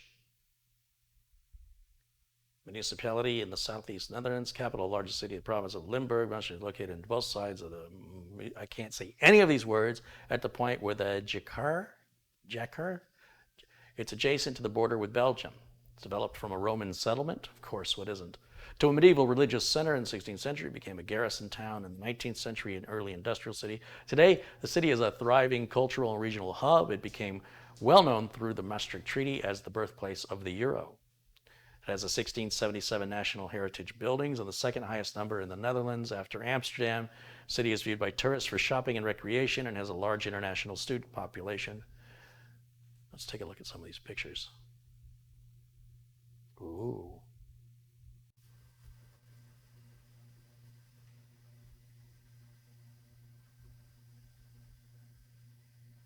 Wow.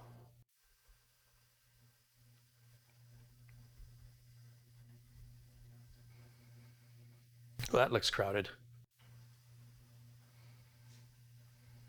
But that doesn't.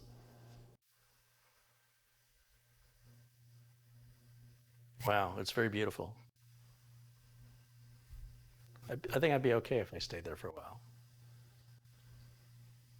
I just wouldn't be able to say anything to anybody, which, you know, probably wouldn't be a bad thing.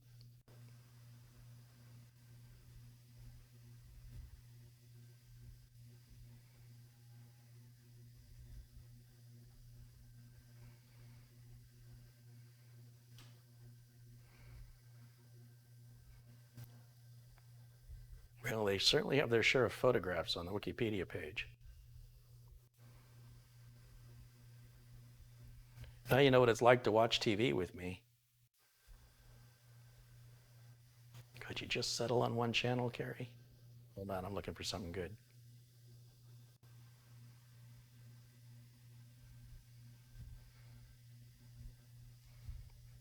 All right, now we're back around.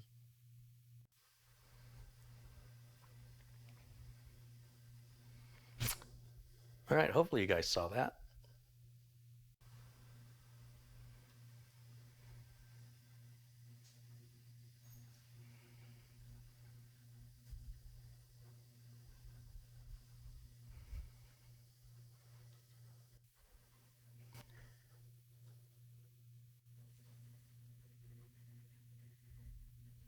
Vi or Vi says it was perfect pronunciation of my name. I don't know which one it was, but I'm glad I nailed it at one of those. He says, we are making you work hard today on all these names. That's all right, it's good for me. I like the challenge of figuring out how words are pronounced. Carey, try to read my name. Greetings from Serbia. So the problem with pronouncing your name is you have some characters in your name that is not in the English alphabet. And so I don't know if how those letters are pronounced in English, right? So like an O with a line through it, or some characters with symbols beside them don't really give me any indication of pronunciation. So if you phonetically spelled it out, that would do a lot to help me. Phonetically spelled it out in English. But I can cheat a little bit and look on Google and see if it tells me how to pronounce your name. But I don't know off the top of my head.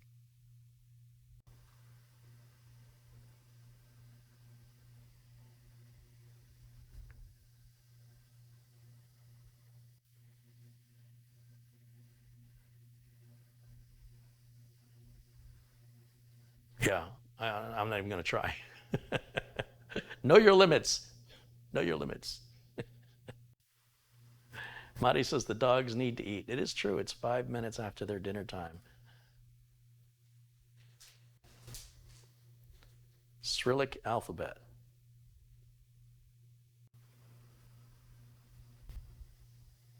The music lover says he is from the Netherlands. Nice.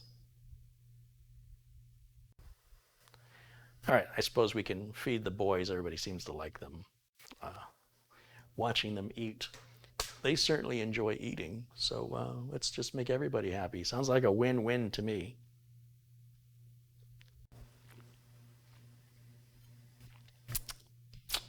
Let's see if I can adjust this. Are you guys ready for dinner? Are you ready? What about this guy? Are you ready? You want to eat? Are you hungry? You're going to tilt your head the other way? Tilt your head again? Good boy. All right. Let's get you guys some food. Here's some for you.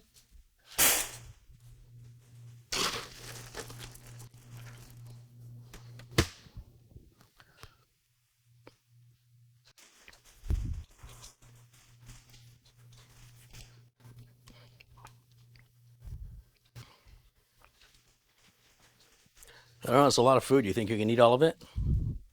Are you hungry? You think you can eat it all? Okay.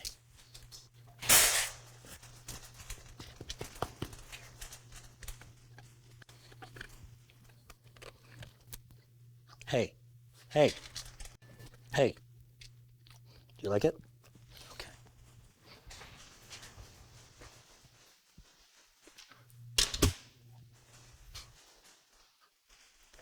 All right.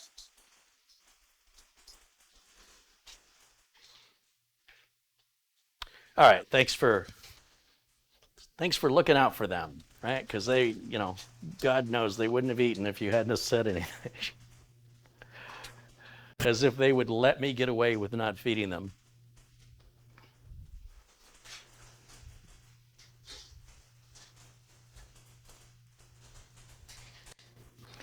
Tomas says food looks good. Now I'm getting hungry, right? I hear you.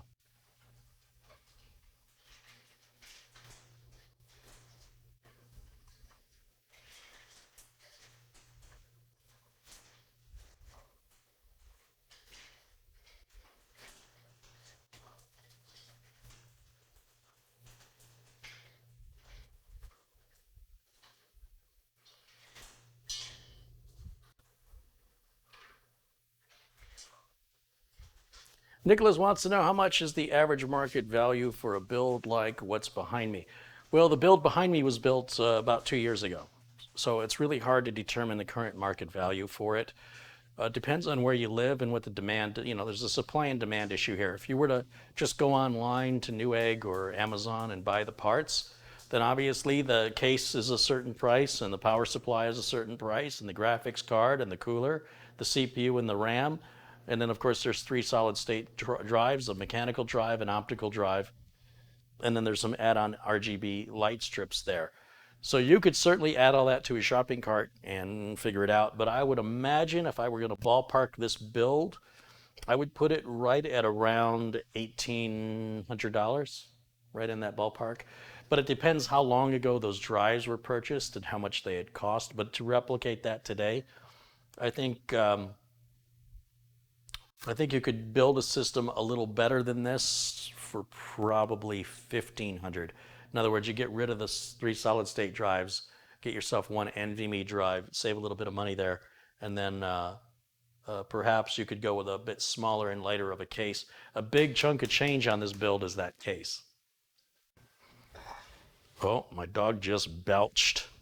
I hope you got to enjoy that because that came from the heart. Let's see, these guys need a cookie now, huh? Is it cookie time? Is it cookie time? Jimmy's in a mood to tilt his head today. Cookie time? You want cookie? You want cookie? You want to get a cookie? Screwball. You're so cute when you do that. You are. Other times, not so much. I'm kidding. I kid. I'm kidding. Good boy. Good boy. Is it time for a cookie? Hey, boy.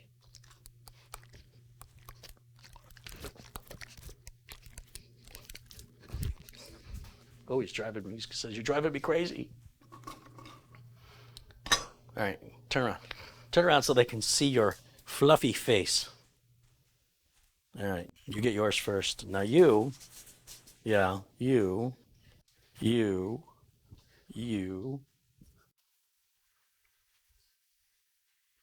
You're a good boy. All right. Screwballs.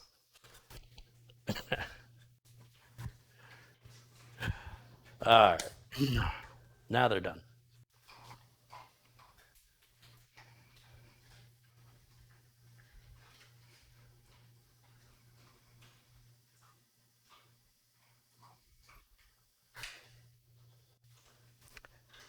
Doug is in the chat room. Doug is the owner of the computer. He said he spent $2,000.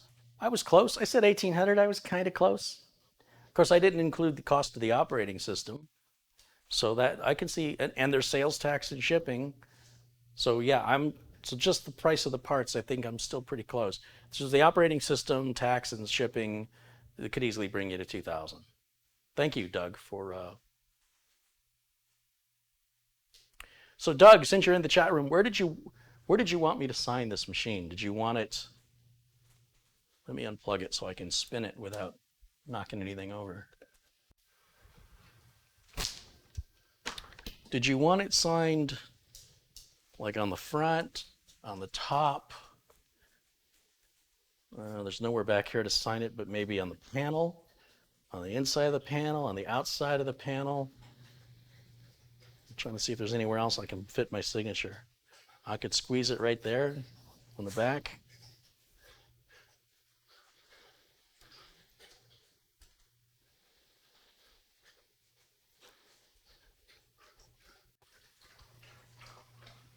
Carey, here is the translation of that name. In English, it's Stevan Pavlovich.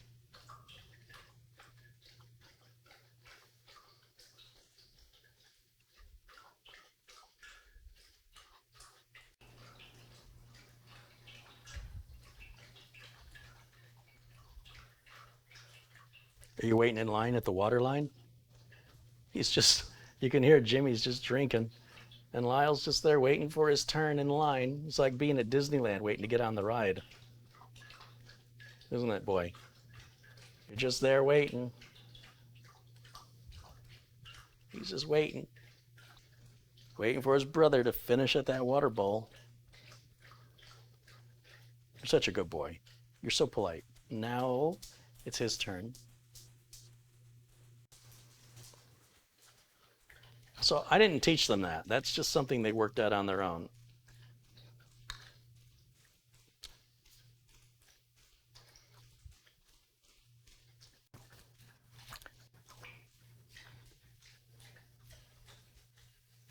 The front door, please. You want it on the front door. Do you want it on the inside of the front? No, I guess I can't do the inside.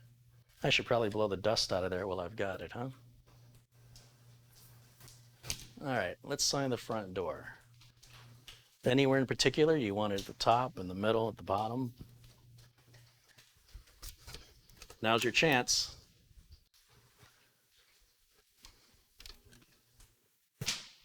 Before I screw it up.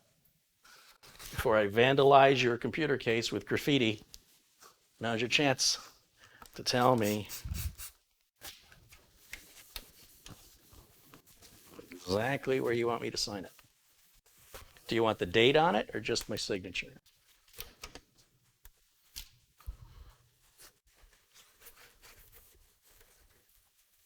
Ooh, it's dusty up here.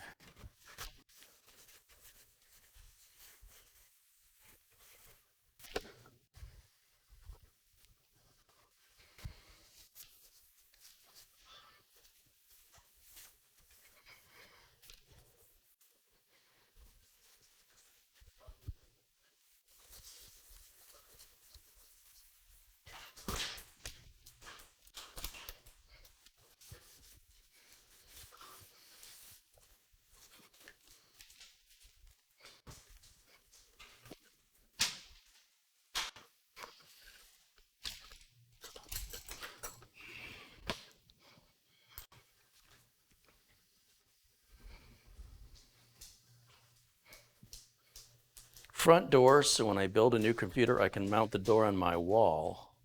Outside door up on the top. All right, this is it, man. This is it.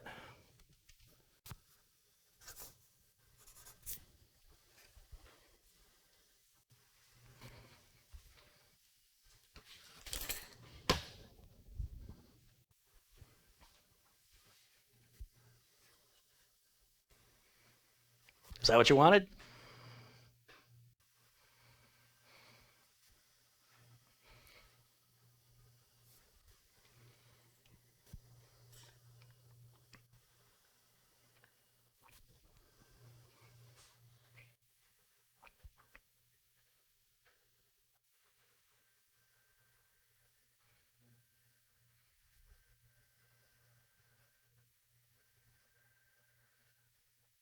Garth, it's not your computer, my friend, so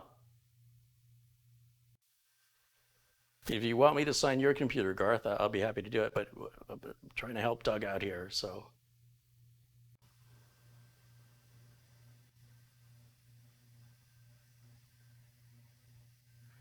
Jim says it's a collector's item. Do you want the date on it, Doug? Do you want me to put like 6 of 20 or June of 20 or just leave it like it is?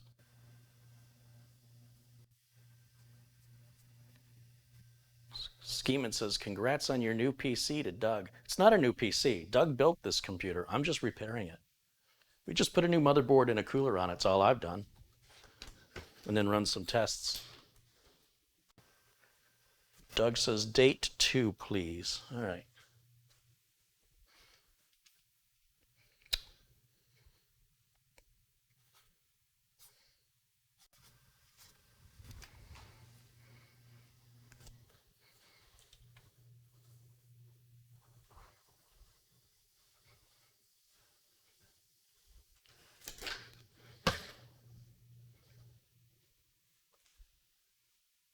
Hope you like it. I'm not an artist. My signature just kind of looks like somebody had a stroke in the middle of writing a letter. Take it to a pharmacy. You might get something good in exchange, though. Because, you know, doctors have bad handwriting and the prescription pad. Never mind.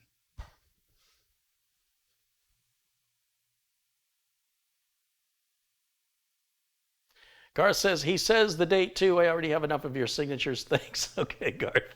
Thank you. Corsair should endorse you to make a special inspired by Carey Holzman $200 case. You know, I was thinking what I'd like to do, and I don't quite know the process of having things manufactured, but one of the most common items that I get asked about is the Lazy Susan, this turntable.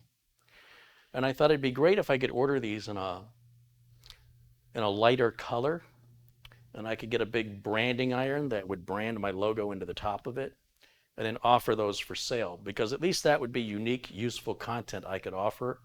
Remember, I don't want to just sell coffee mugs and bumper stickers and things everybody else does. I like to do something different. You know, people have work mats and things they sell and mouse pads. Excuse me.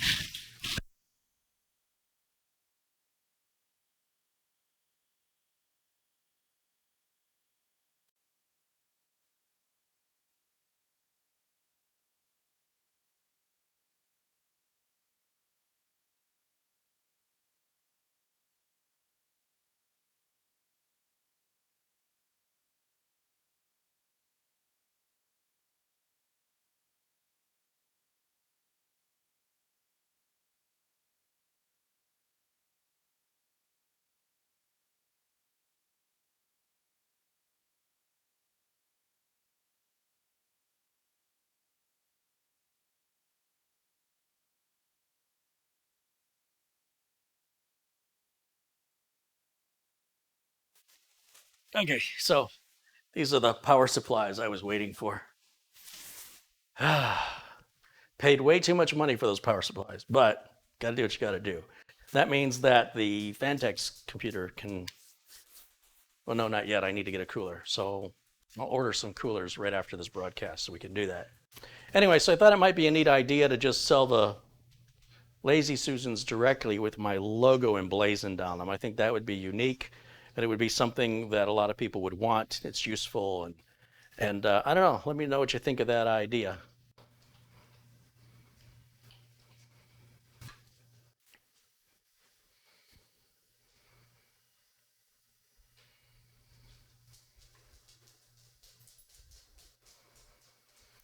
Reverend John O'Toole, once in a while you can't get into the BIOS.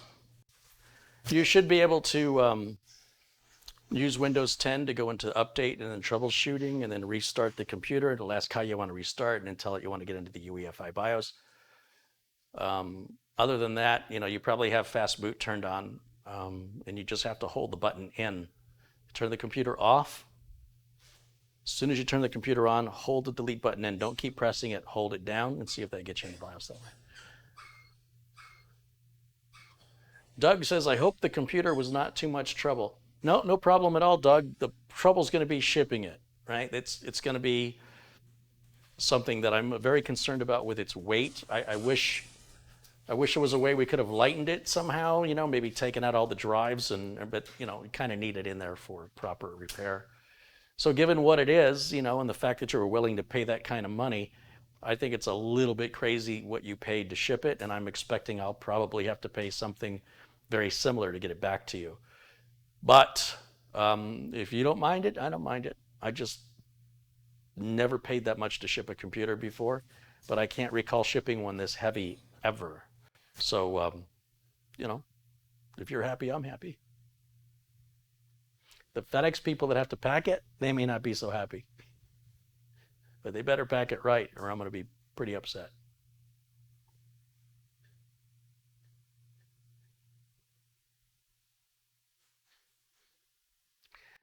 Greg Ekman has contributed $2. He says, keep on keeping on. All right. Madi says, with regards to the Remus computer that we had built for him, says, I will never give up that PC. I love it. That's what I'm talking about. Thomas Beckenstow with a $10 contribution says, great show tonight. As always, hey, Thomas, I really appreciate all your support and your contributions. And again, from Tom Jackson with the lucky $7.77. He's watching from Denver, Colorado. Sean Christensen, why am I having a hard time? Sean Christensen has contributed at $2, and Jerome with $9.99, and he says thank you. Well, thank you. Thanks to all of you for your support and your kindness. Again, for all my friends in blue, thank you for leading by example. And I didn't really see any problems in the chat room today. Everybody has been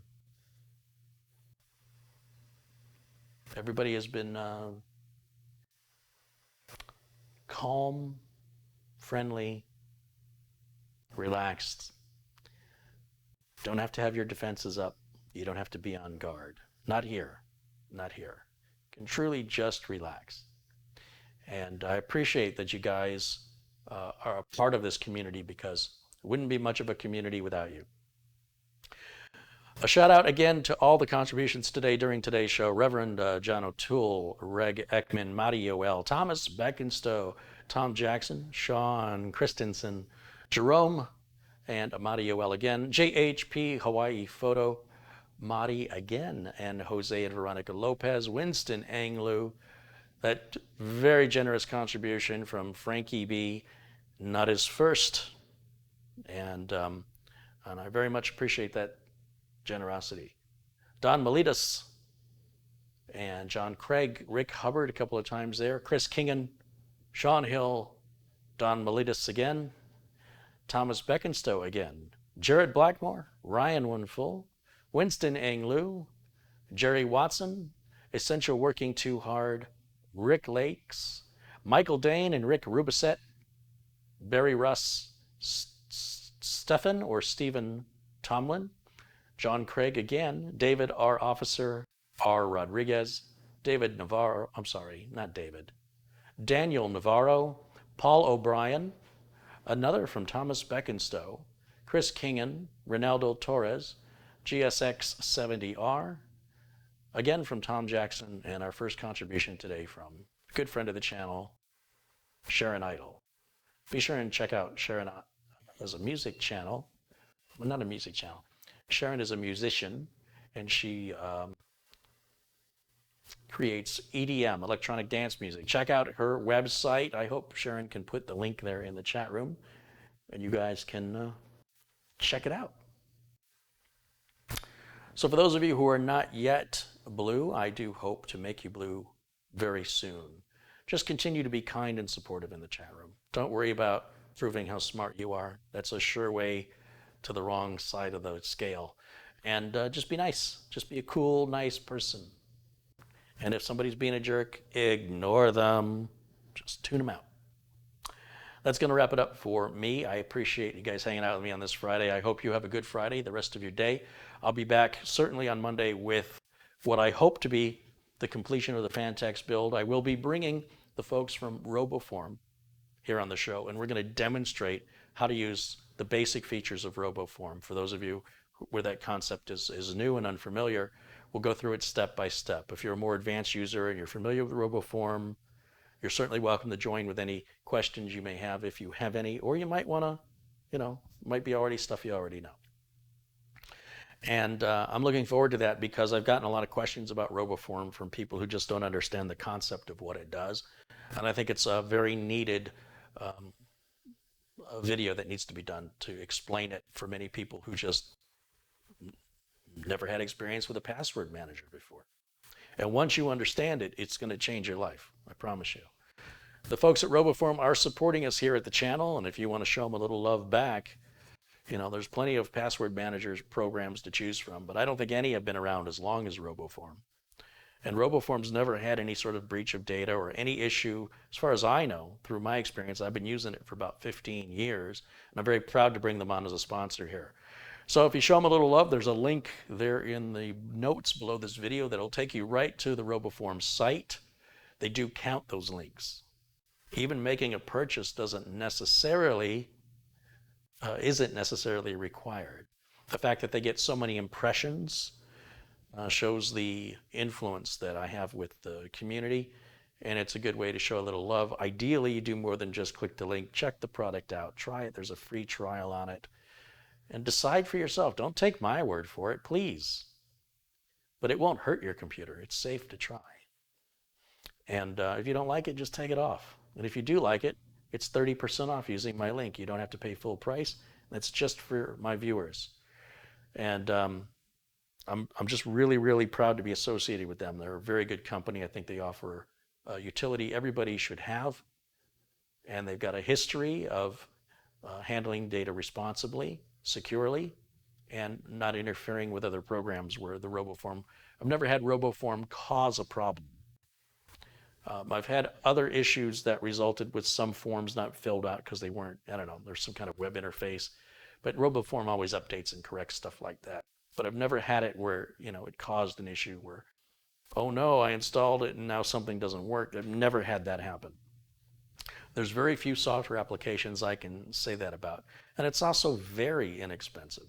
So in the world we live in today with so much unnecessary expenses, people waste their money on RGB lighting. I think, if you can afford some RGB lighting, a password manager should be on your list once a year to buy a subscription. It's just what I think. I don't know. Maybe you only have one password, but I have many.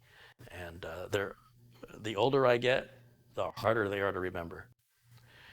So again, check them out. Links for everything are in the chat room, including the new motherboard that we selected here and the cooler. The links for those are in the notes below the video. Links to my Amazon store where the turntables, the Lazy Susans, are available for sale. However, not with my logo on them. Still working on how I'm going to do that. And then, all the tools you see me use, all that's there. As well as the Uncle Carey's Windows 10 Optimizer, which is a tool I use on all my client computers to tune them, and the Uncle Carey's Windows 10 Netfix tool. Those are being sold by a company called D7X, and a gentleman there named Nick Shaw develops these tools. I direct him. I tell him what I want. I tell him how I want it to look. I tell him what I want it to do, and he just does that. And then we put my name on it, sold through his company, and they're very affordable, and there's no licensing requirements. You can run it on as many computers as you want forever. So with that, I will let you all go. Have a safe, happy weekend. I'll see you all on Monday. And I have to get my outro ready.